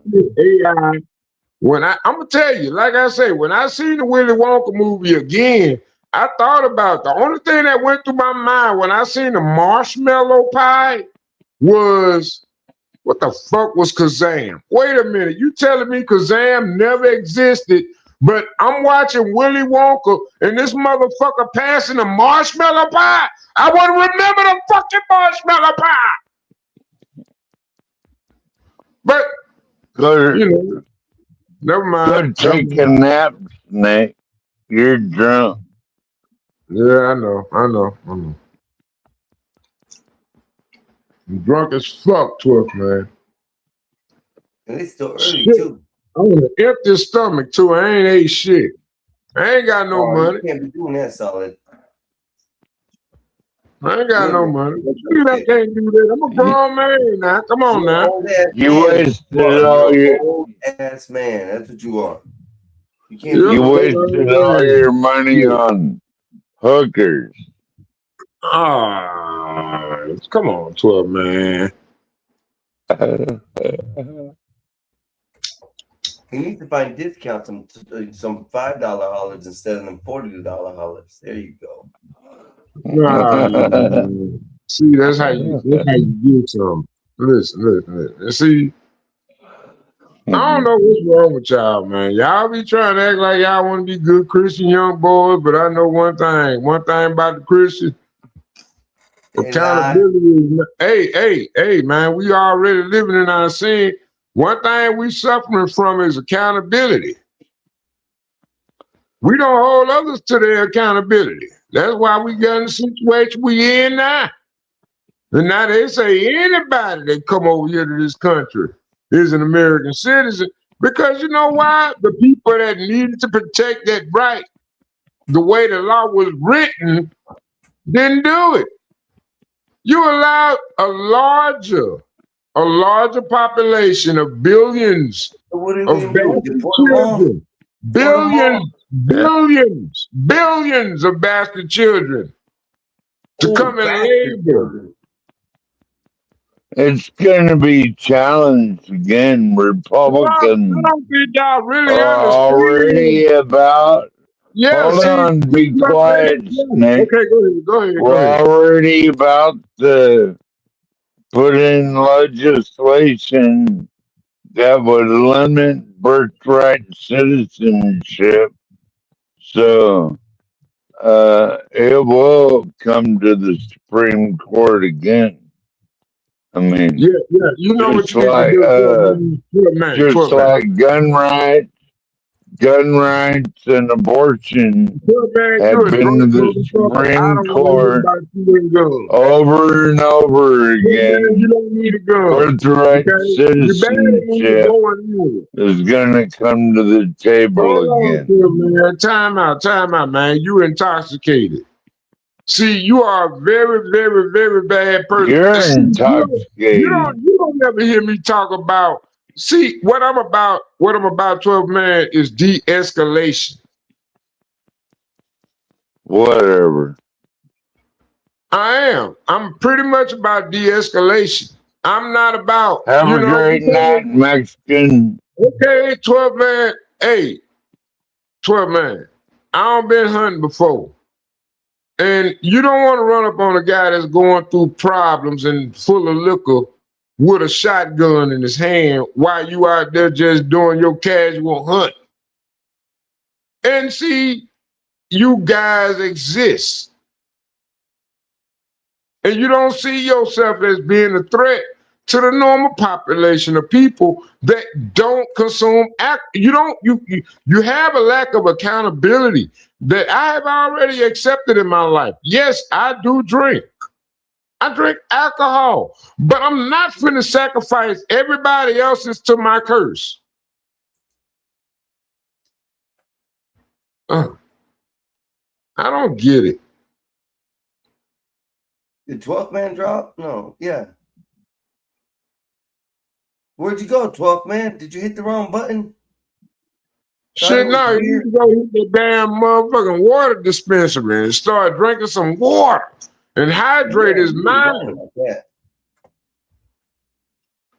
I be drunk. I know I be drunk. I ain't no damn better. But fuck, I do drink water. You can't keep cadence with your speech. You're drinking too much. Say that again, Solid. You doing what? If you can't keep cadence with your speech, you're drinking too much. You're drinking too much. You know that's right. See, that's what happens to alcoholics. They get loose with it, man. They spill all the beans. No, you way out there in the desert, you ain't got no moral boundaries around you to keep you in check.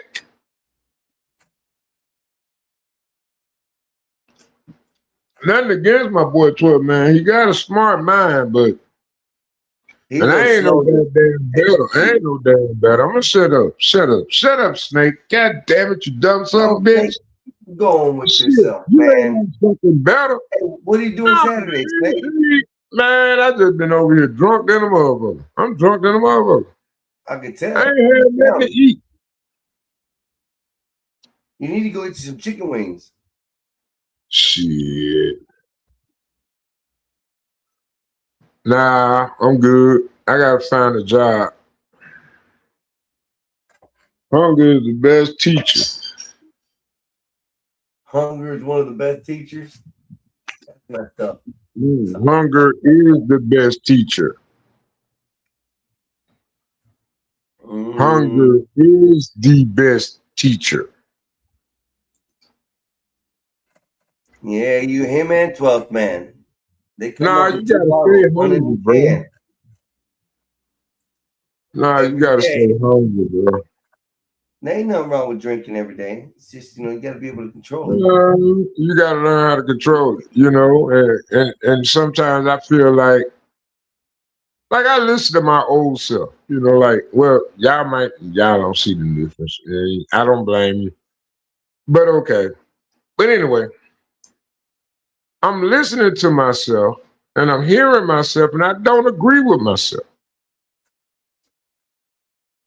You're arguing with yourself and you can't agree. Who's winning? That's what I'm trying to say. Do you understand what I'm trying to say? Yes. So that's what I'm working on. That's why I'm saying I'm in a transitional state right now. I'm trying to key it in right quick, because it the same thing, I represent my personal life as much as I do my digital life, and I need to put myself into it. And I don't think I've been putting in 100%. over the past 20 years. So I'm like, I'm way behind. So I'm like, I gotta get in shape and all that kind of stuff. Damn, over a span of 20 years, you're gonna put this? Now you gotta make up 20 years?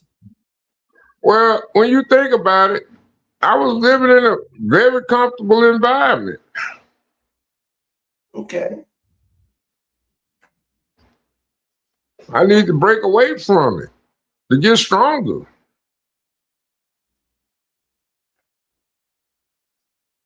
That's all. Sometimes you gotta slip and fall just to get back up. See how far you can go this time. You know, shit. Damn, I ain't did that in 20 years. I just took the same course for 20 years. I need to start something else. I need to do something different. That's all. Start a new job. Hell, I'm going on 50 years old. I don't want to live my next 50 years the way I lived my last 50 years.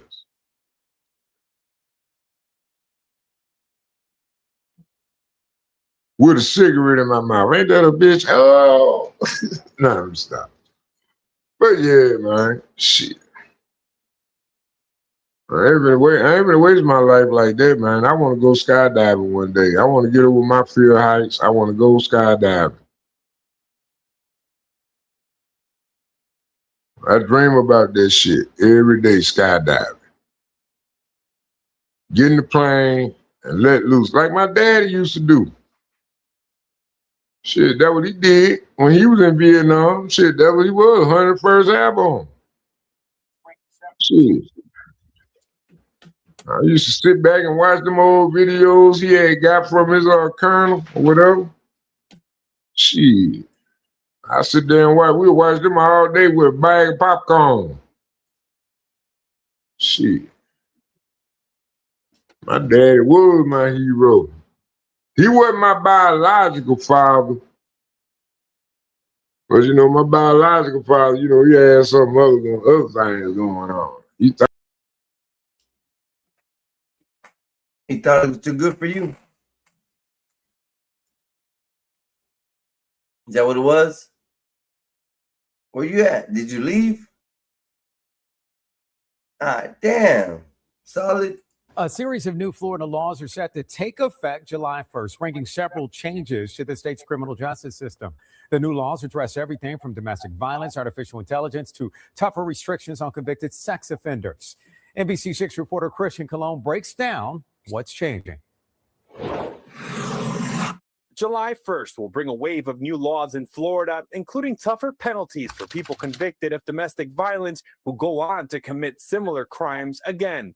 Now what we're going to see is individuals who have just one prior case are going to be dealing with felony sentences and felony exposures and significant prison time. The goal is to deter future violence, tragedies like the ones that have rocked South Florida, where entire families have been killed.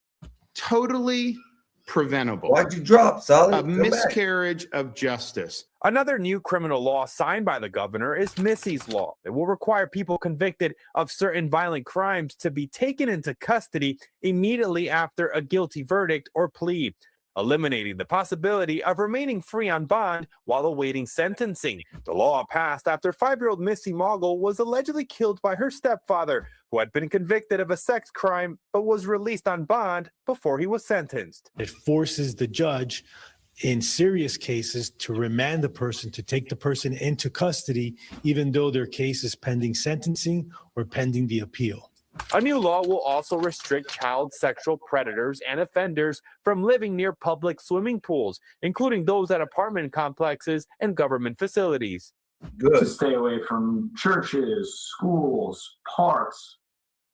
Seems like common sense given that we live in South Florida and it's about 900 degrees outside right now. There's going to be a lot of children at public swimming pools. It just makes sense that that restriction be added to the sex offender preclusions.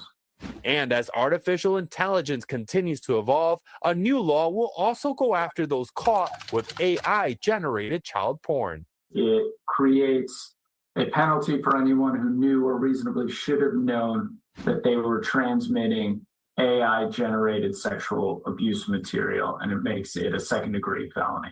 Christian Colon, NBC6 News. Wow. Okay. Imagine That is crazy. No stupid laws. Nothing that was important. Let me put it that way. A lot to do with pedophiles, which is great. I'm happy to see that, but like nothing major. So that kind of got weird. Where's my?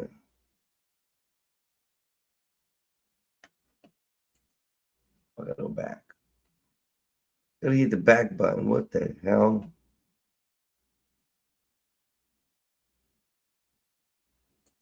Oh shoot. Hold up. This is that one with the 16 kids in the house when 4 people were arrested. Just starting off the morning. Just keep it going. Exactly what I'm gonna do. I'm gonna stay till I think 2 o'clock this afternoon. So good night, Black Bear. Good night. Good night. Hey, how's it going? Hey, Nick, can you hear me all right? Yep. Can you hear me? I can. All right. Well, thanks for taking the time. I'm sure it's been a busy afternoon. It has. A busy couple days. Yeah, for sure. For sure. So we can just kind of jump right in. Thank you again. All right. Recording in progress. All right. So first off, just say and spell your first and last name for us. It is Tommy Stolly. Tommy spelled the way you think it would be, Tommy. Stolly spelled Stolly. And then official title. Managing attorney, Stolly Law Offices. And then when it just comes to this case, you know, you being the lawyer on this one, just kind of just what are your initial thoughts when it comes to, you know, this case that you have at your hand right now? Well, my initial thoughts are always for the human aspect of a case like this. Obviously, this is something that has been sensationalized a bit. The media is interested in it. People are talking about it. You see it everywhere. But there's a human component here. So that's always the first thing that I'm interested in. I want to know what the charges are, and then I start thinking about the human aspect of it, because that's the thing that's going to actually be real. Because at the end of the day, that's what we care about. So that was my initial thought moving into this, and that's sort of the thought that I went in to the jail with today to speak with Elizabeth, to try to get more of the human side of things. Yeah, so you went and you talked with Elizabeth today. Can you kind of share what you guys discussed, how she's doing? I did. I can share to an extent. So what I will say is that I had no idea what I was walking into. I saw the same headlines everyone else did. At one point, the term pure evil was used to describe Elizabeth and the home. And at another point, there was a comment that livestock had been treated better. So I really didn't know what I was walking into. When I walked in there, I met a woman who was timid and who was exhausted. It looked like she had been crying quite a bit. She looked distraught, and she was willing to talk to me, able to talk to me, and we sat down for about an hour and a half to go through the basics of this case. Obviously, to talk. Well, like I said, if you guys haven't heard about this at all, evidently this for a father, a son, a mother, and a girlfriend, I do believe, were living in this house, and they had a 12 by 12 room where they have 16 kids stored away in, anywhere from 4 months old to 18 years old. And then when the officers walked in there was poop all over the floor and everything. And this is the lawyer that's defending the woman who was arrested. About some of the legal aspects that are coming up, future hearings in court, what my role is as her attorney. And then I asked her some more personal questions. I asked her if she had seen any of the coverage that has been online for the better part of a day now. She hasn't. She does not know how the home, the conditions, the investigation is being described. And I chose not to share all of those details with her at this point because she does seem so fragile. The person that I met with, though, is not someone who comes across as pure evil. It's just evil requires malice. And the person that I saw there, Elizabeth, she doesn't have that in her eyes, at least from this initial. So, could it possibly be that she's a victim too? And they haven't looked at it that way? It could be a possibility. This was an opportunity for me to get to know her to the extent that I can in this early stage. So at this point, I do. I think she is distraught. Do you think that she's a victim in any of this? She would not, I don't think she would classify herself as a victim. Okay. Good. That was, I asked her that question in a couple roundabout ways, and she did not have a typical victim-minded mindset when answering.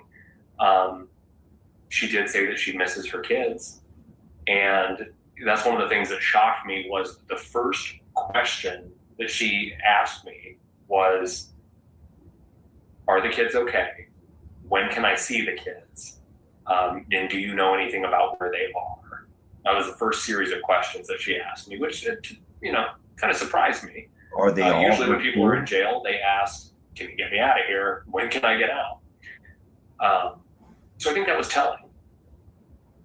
Yeah, and you kind of mentioned it there. And another lawyer also that's defending Gary Sr. also kind of said that, the sheriff and the attorney general, they're saying that, these sheriffs, attorney generals are making this, a political, they're sensationalizing this case, excuse me, this case. So do you believe that to be true? I don't want to get into politics here. I don't think that any of this investigation is politically motivated. I think the investigators and law enforcement work on the ground. So they see what's right there, right in front of them. They don't necessarily have the benefit of the hindsight conversation. So I think a lot of the snapshots that got out there into the media and on press conferences were based on those initial perceptions. And that's not the whole story.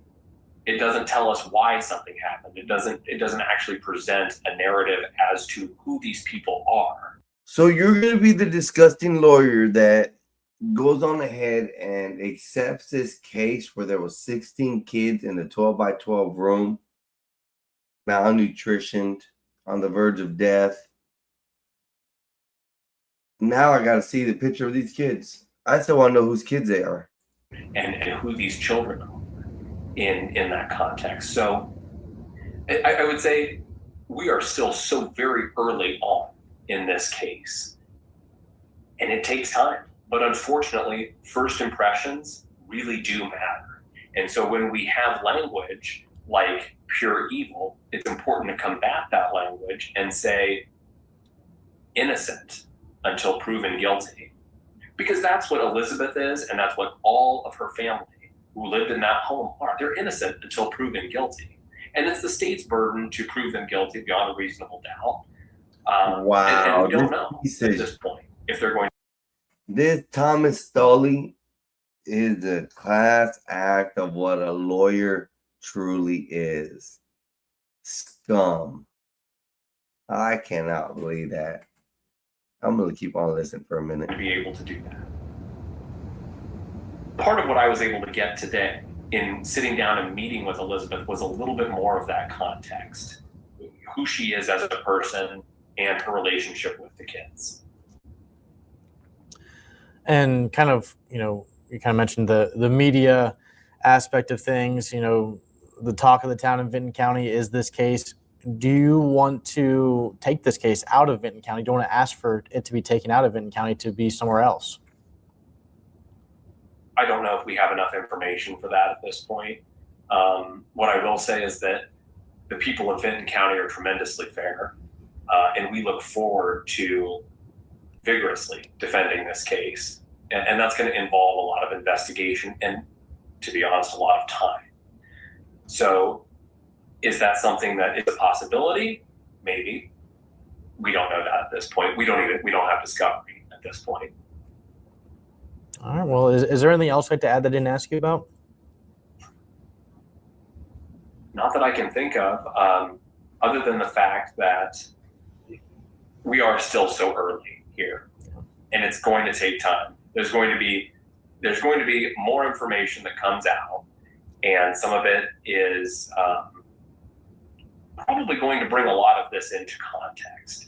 But what I would ask for the public, or from the public rather, is to allow this thing and to have faith in the system and to allow this process to work out. Because, like I said, we look forward to vigorously defending this case, to working through each of the charges. There's no way. Most importantly, There's no way, even if this girl was, in fear for her life or something like that, or this lady, there's no way that she could take and say that she's concerned about the kids when, she had no concern to make any kind of,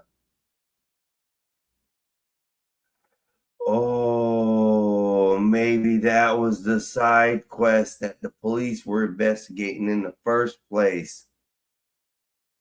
Maybe she led them to, I can see where this lawyer can be sounding like this. Okay, I'm going to continue. We're going to keep close watch on this case. make sure that the kids are okay.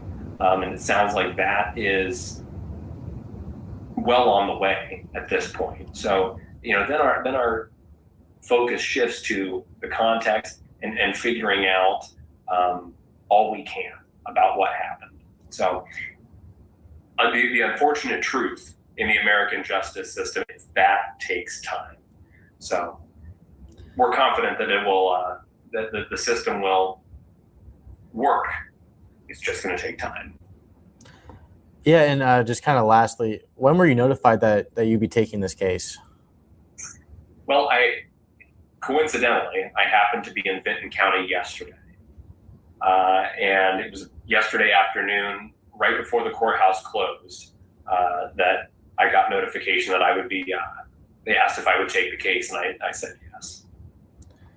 And then I know it's still kind of early on for you, and you might not have all the details.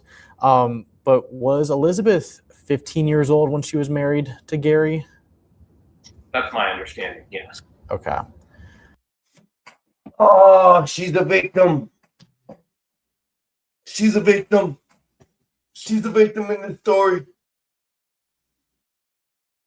And those kids, 15. She's how old when she was? They said that would be.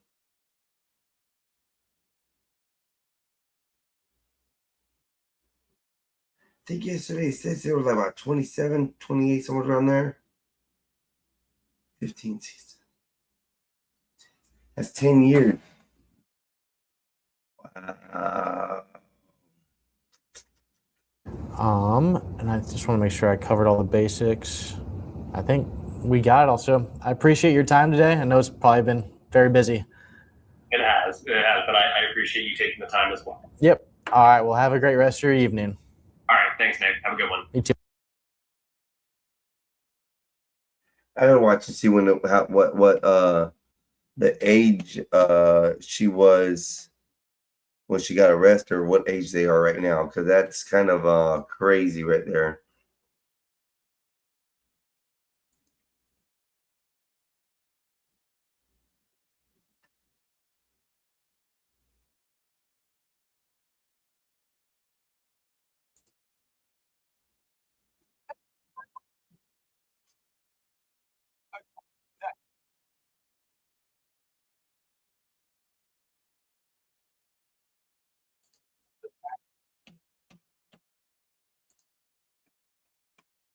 The case are horrible.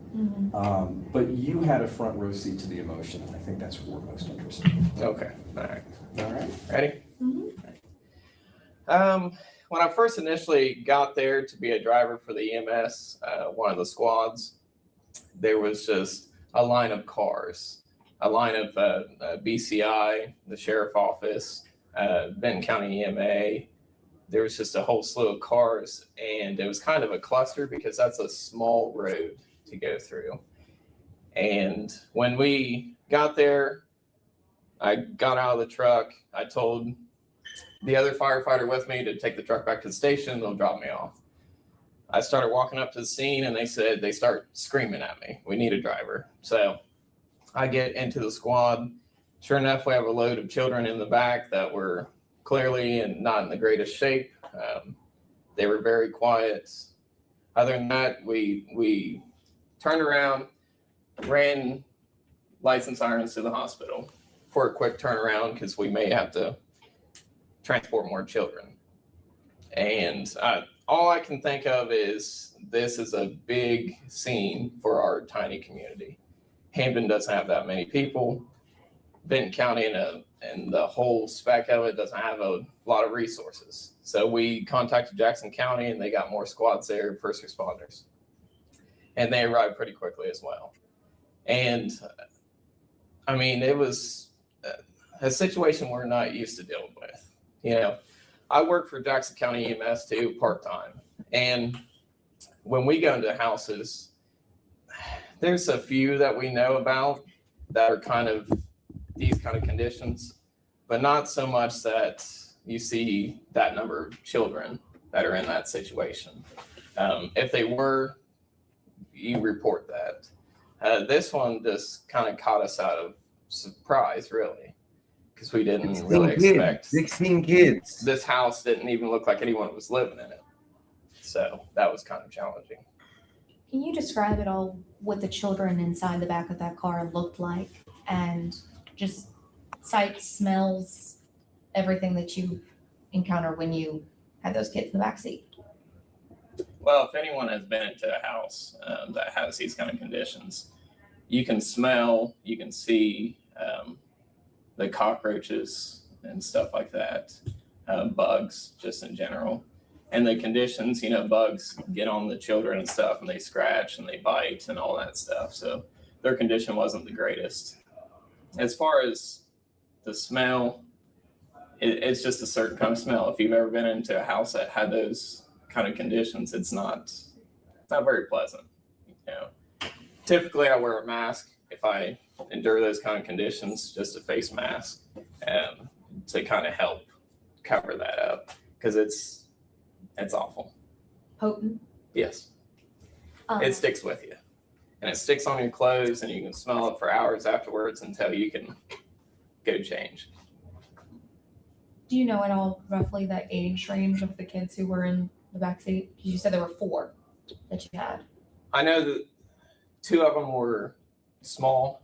I don't know age range, but I knew they were all pretty young kids that we dealt with. Like elementary school age? Yes, yes.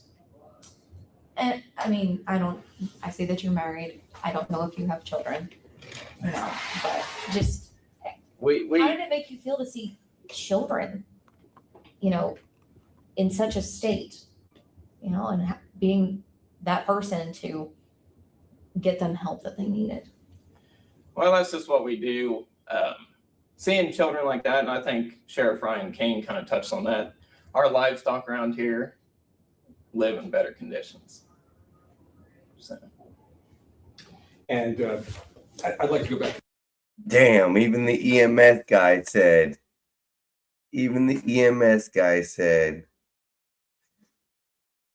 he agrees with the sheriff.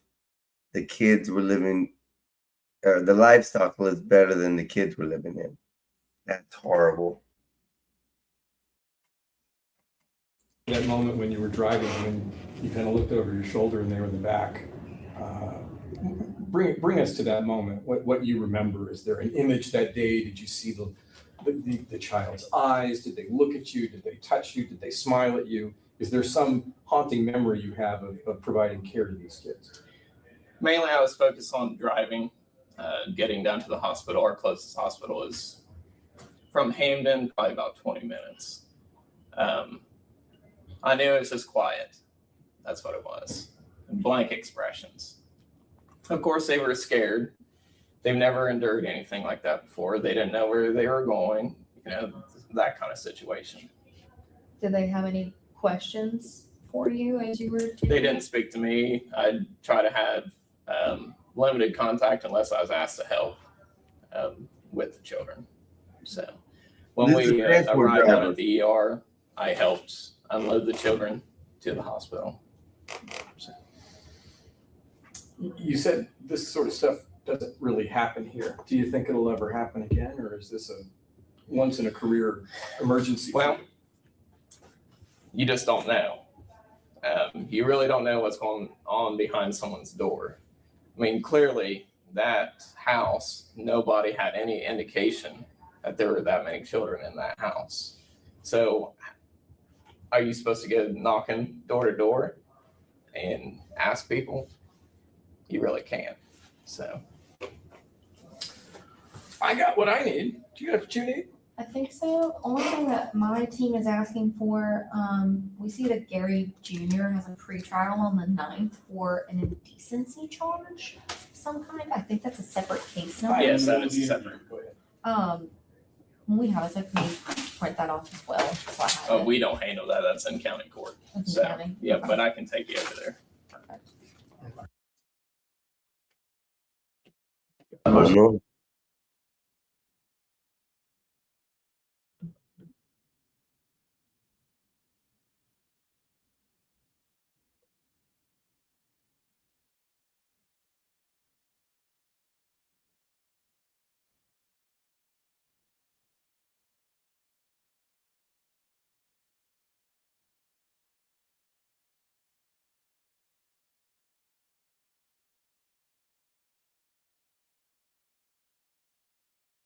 That is crazy, man. I can't believe that still. Now, that's a pretty hot topic, though. That's good.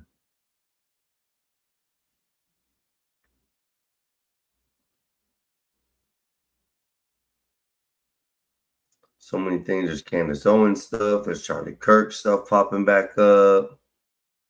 It's crazy.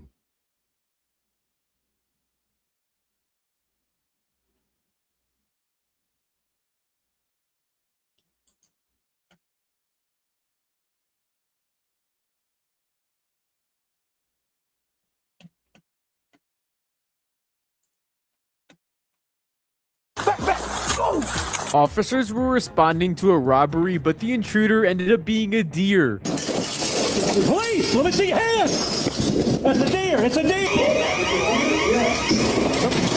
Go, come on, come on.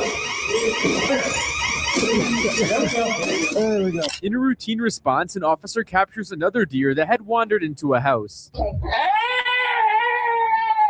Speaking of antlered animals, officers respond to another unusual incident as a deer crashes through a bank window and triggers an alarm. Heads up, you know what I mean? The deer flying by so close to these officers. That's so funny. The animal trapped itself in the corner and the officers got it. Meanwhile, a runaway pig is caught by a police officer after briefly escaping. Piggy, don't go home. That's funny. Officers reported to another suspected burglary and don't know what to do when they realize it's not a human burglar, but a deer. Police department.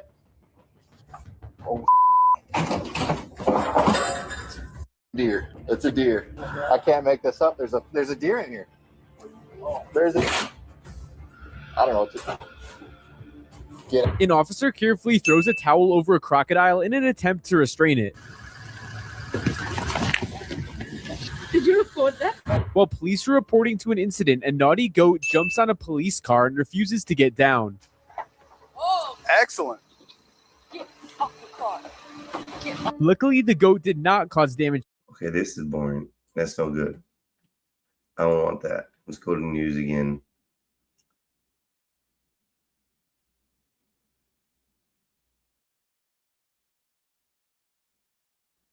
Oh, this guy pleads guilty to Back into live now from Vines. I'm Andy the Mack. We do Nancy want to talk Guthrie about case. now some key developments in the Nancy Guthrie, especially revolving around fake ransom notes as a California man accused of writing one of them to the Nancy Guthrie family has pleaded guilty. Derek Calleja faced charges of transmitting a demand for ransom, interstate commerce, and utilizing telecommunications device with intent to abuse, threaten, or harass a person. He has pleaded guilty to both counts, faces up 2 years in prison and a $250,000 fine. This coming in from the New York Post. $250,000 fine. Pleading guilty as the heartbroken family continues to search for their mother. Investigators said the messages were sent moments after the Guthrie family released the first video message to the alleged kidnappers asking for proof of life. So Derek Calleja now admitted that he called and sent text to the 3 days family after on they knew February that the 4th she was asking gone. about the Bitcoin transfer. Let's bring into the conversation right now here on Live Now from Fox for more on this. Retired police lieutenant, friend of the program, Randy Sutton. Randy, thank you so much for joining us here on Live Now from Fox. Exactly how did they track this person down? Because there's a lot of talk about ransom notes. This one individual pleading guilty today. How did they find him?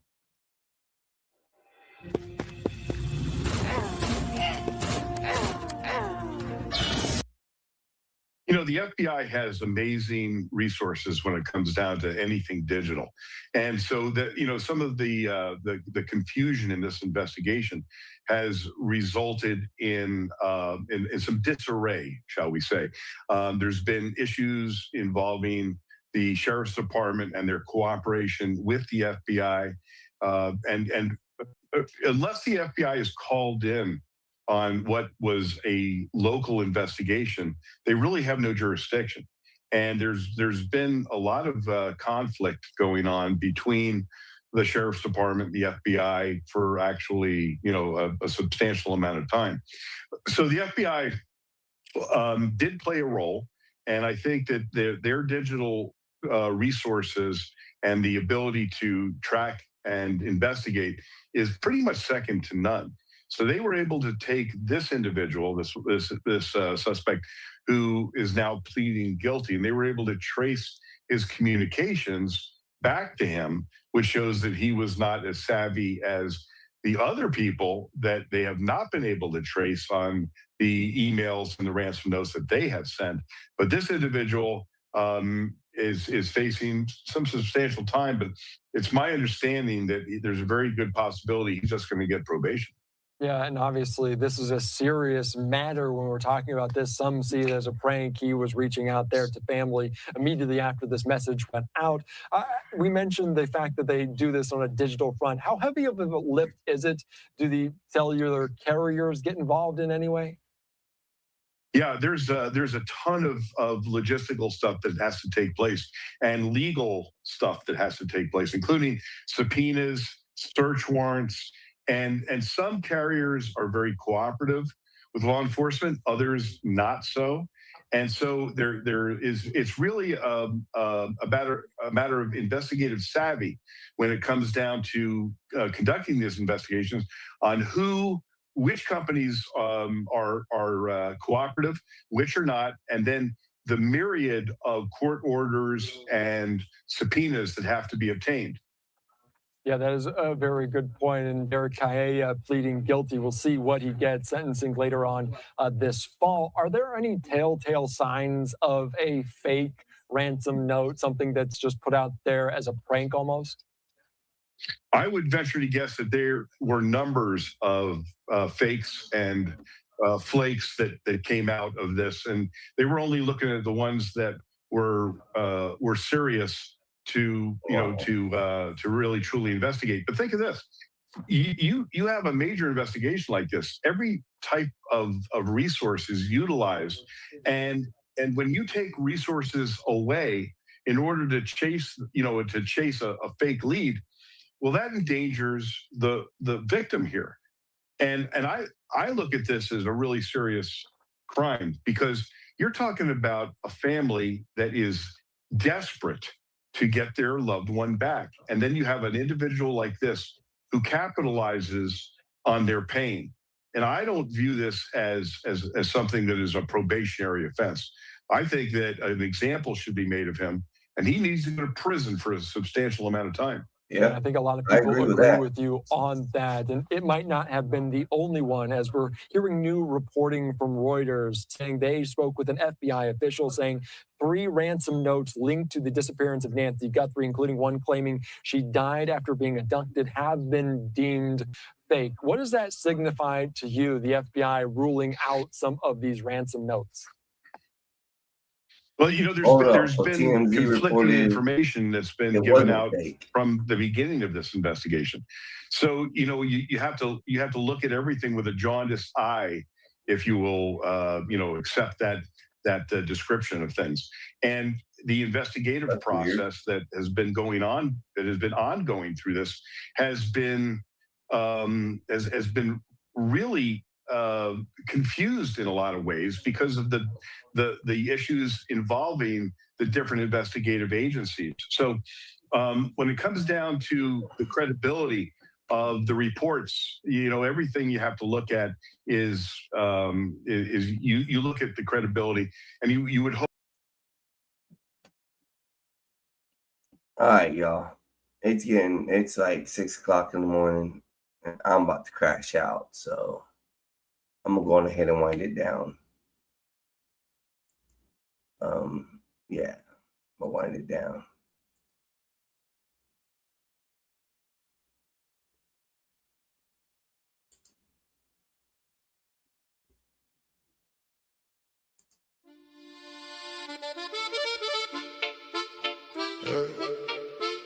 First in life, thought little Joe. Trust costs more than money. Then I'm falling out. I'm about to crash. Yeah. I'll be back on this afternoon. Young heart, sharp mind. I'm about to fall out. Moving hungry, late nights, cheap food, talking like we touch money. Everybody had a story, everybody had pain. Everybody was smile, but not everybody the same. One from the island said, rude boy, keep pushing. One from the block said, pressure make diamonds, keep cooking. One stayed talking business, one was living check to check. Lil' Joe saw familiar in the hands around his neck. Backs on the wall, all of us talking big, saying when one man need, then the whole damn crew live, laughing through the hard times, building through rain. Never knew fake smiles and envy wore the same face. Trust costs more than money, learned that the hard way. Everybody else familiar till the storm hit dark days. Traición cut deeper when the love look real. Sin miedo now, but I still remember how it feels. Should've peeped the silence every time I hit the room. Same one, silent love, started singing different tunes. Heard my name in whispers, felt the whole vibe shift. Funny how the handshake changed when the plans got big. One said, I gotta move. One said, trust me, we good. Same one grinning in my face, moving weird in the hood. Otra cara, same snake, just a different disguise. Lil' Joe learn real quick and be left behind eyes. Started catching little cracks in the words they would say. Got stashed stood beside me, slowly drifted away. Money make the weak talk, pressure make them expose. Truth don't kick the front door, nah, truth move slow. Trust costs more than money, learned that the hard way. Everybody else familiar till the storm hit dark days.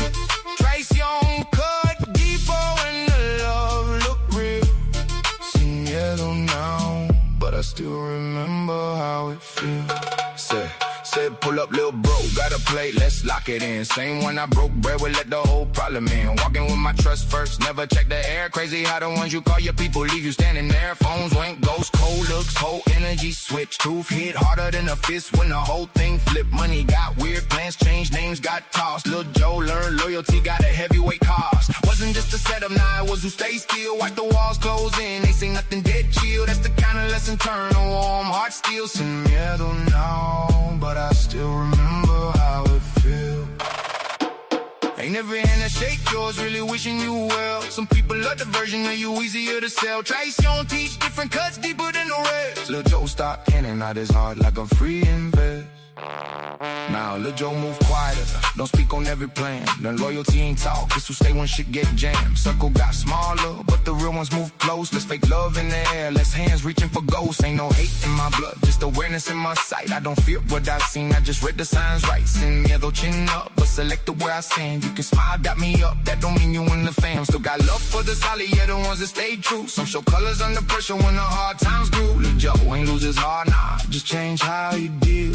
Trust costs more than money.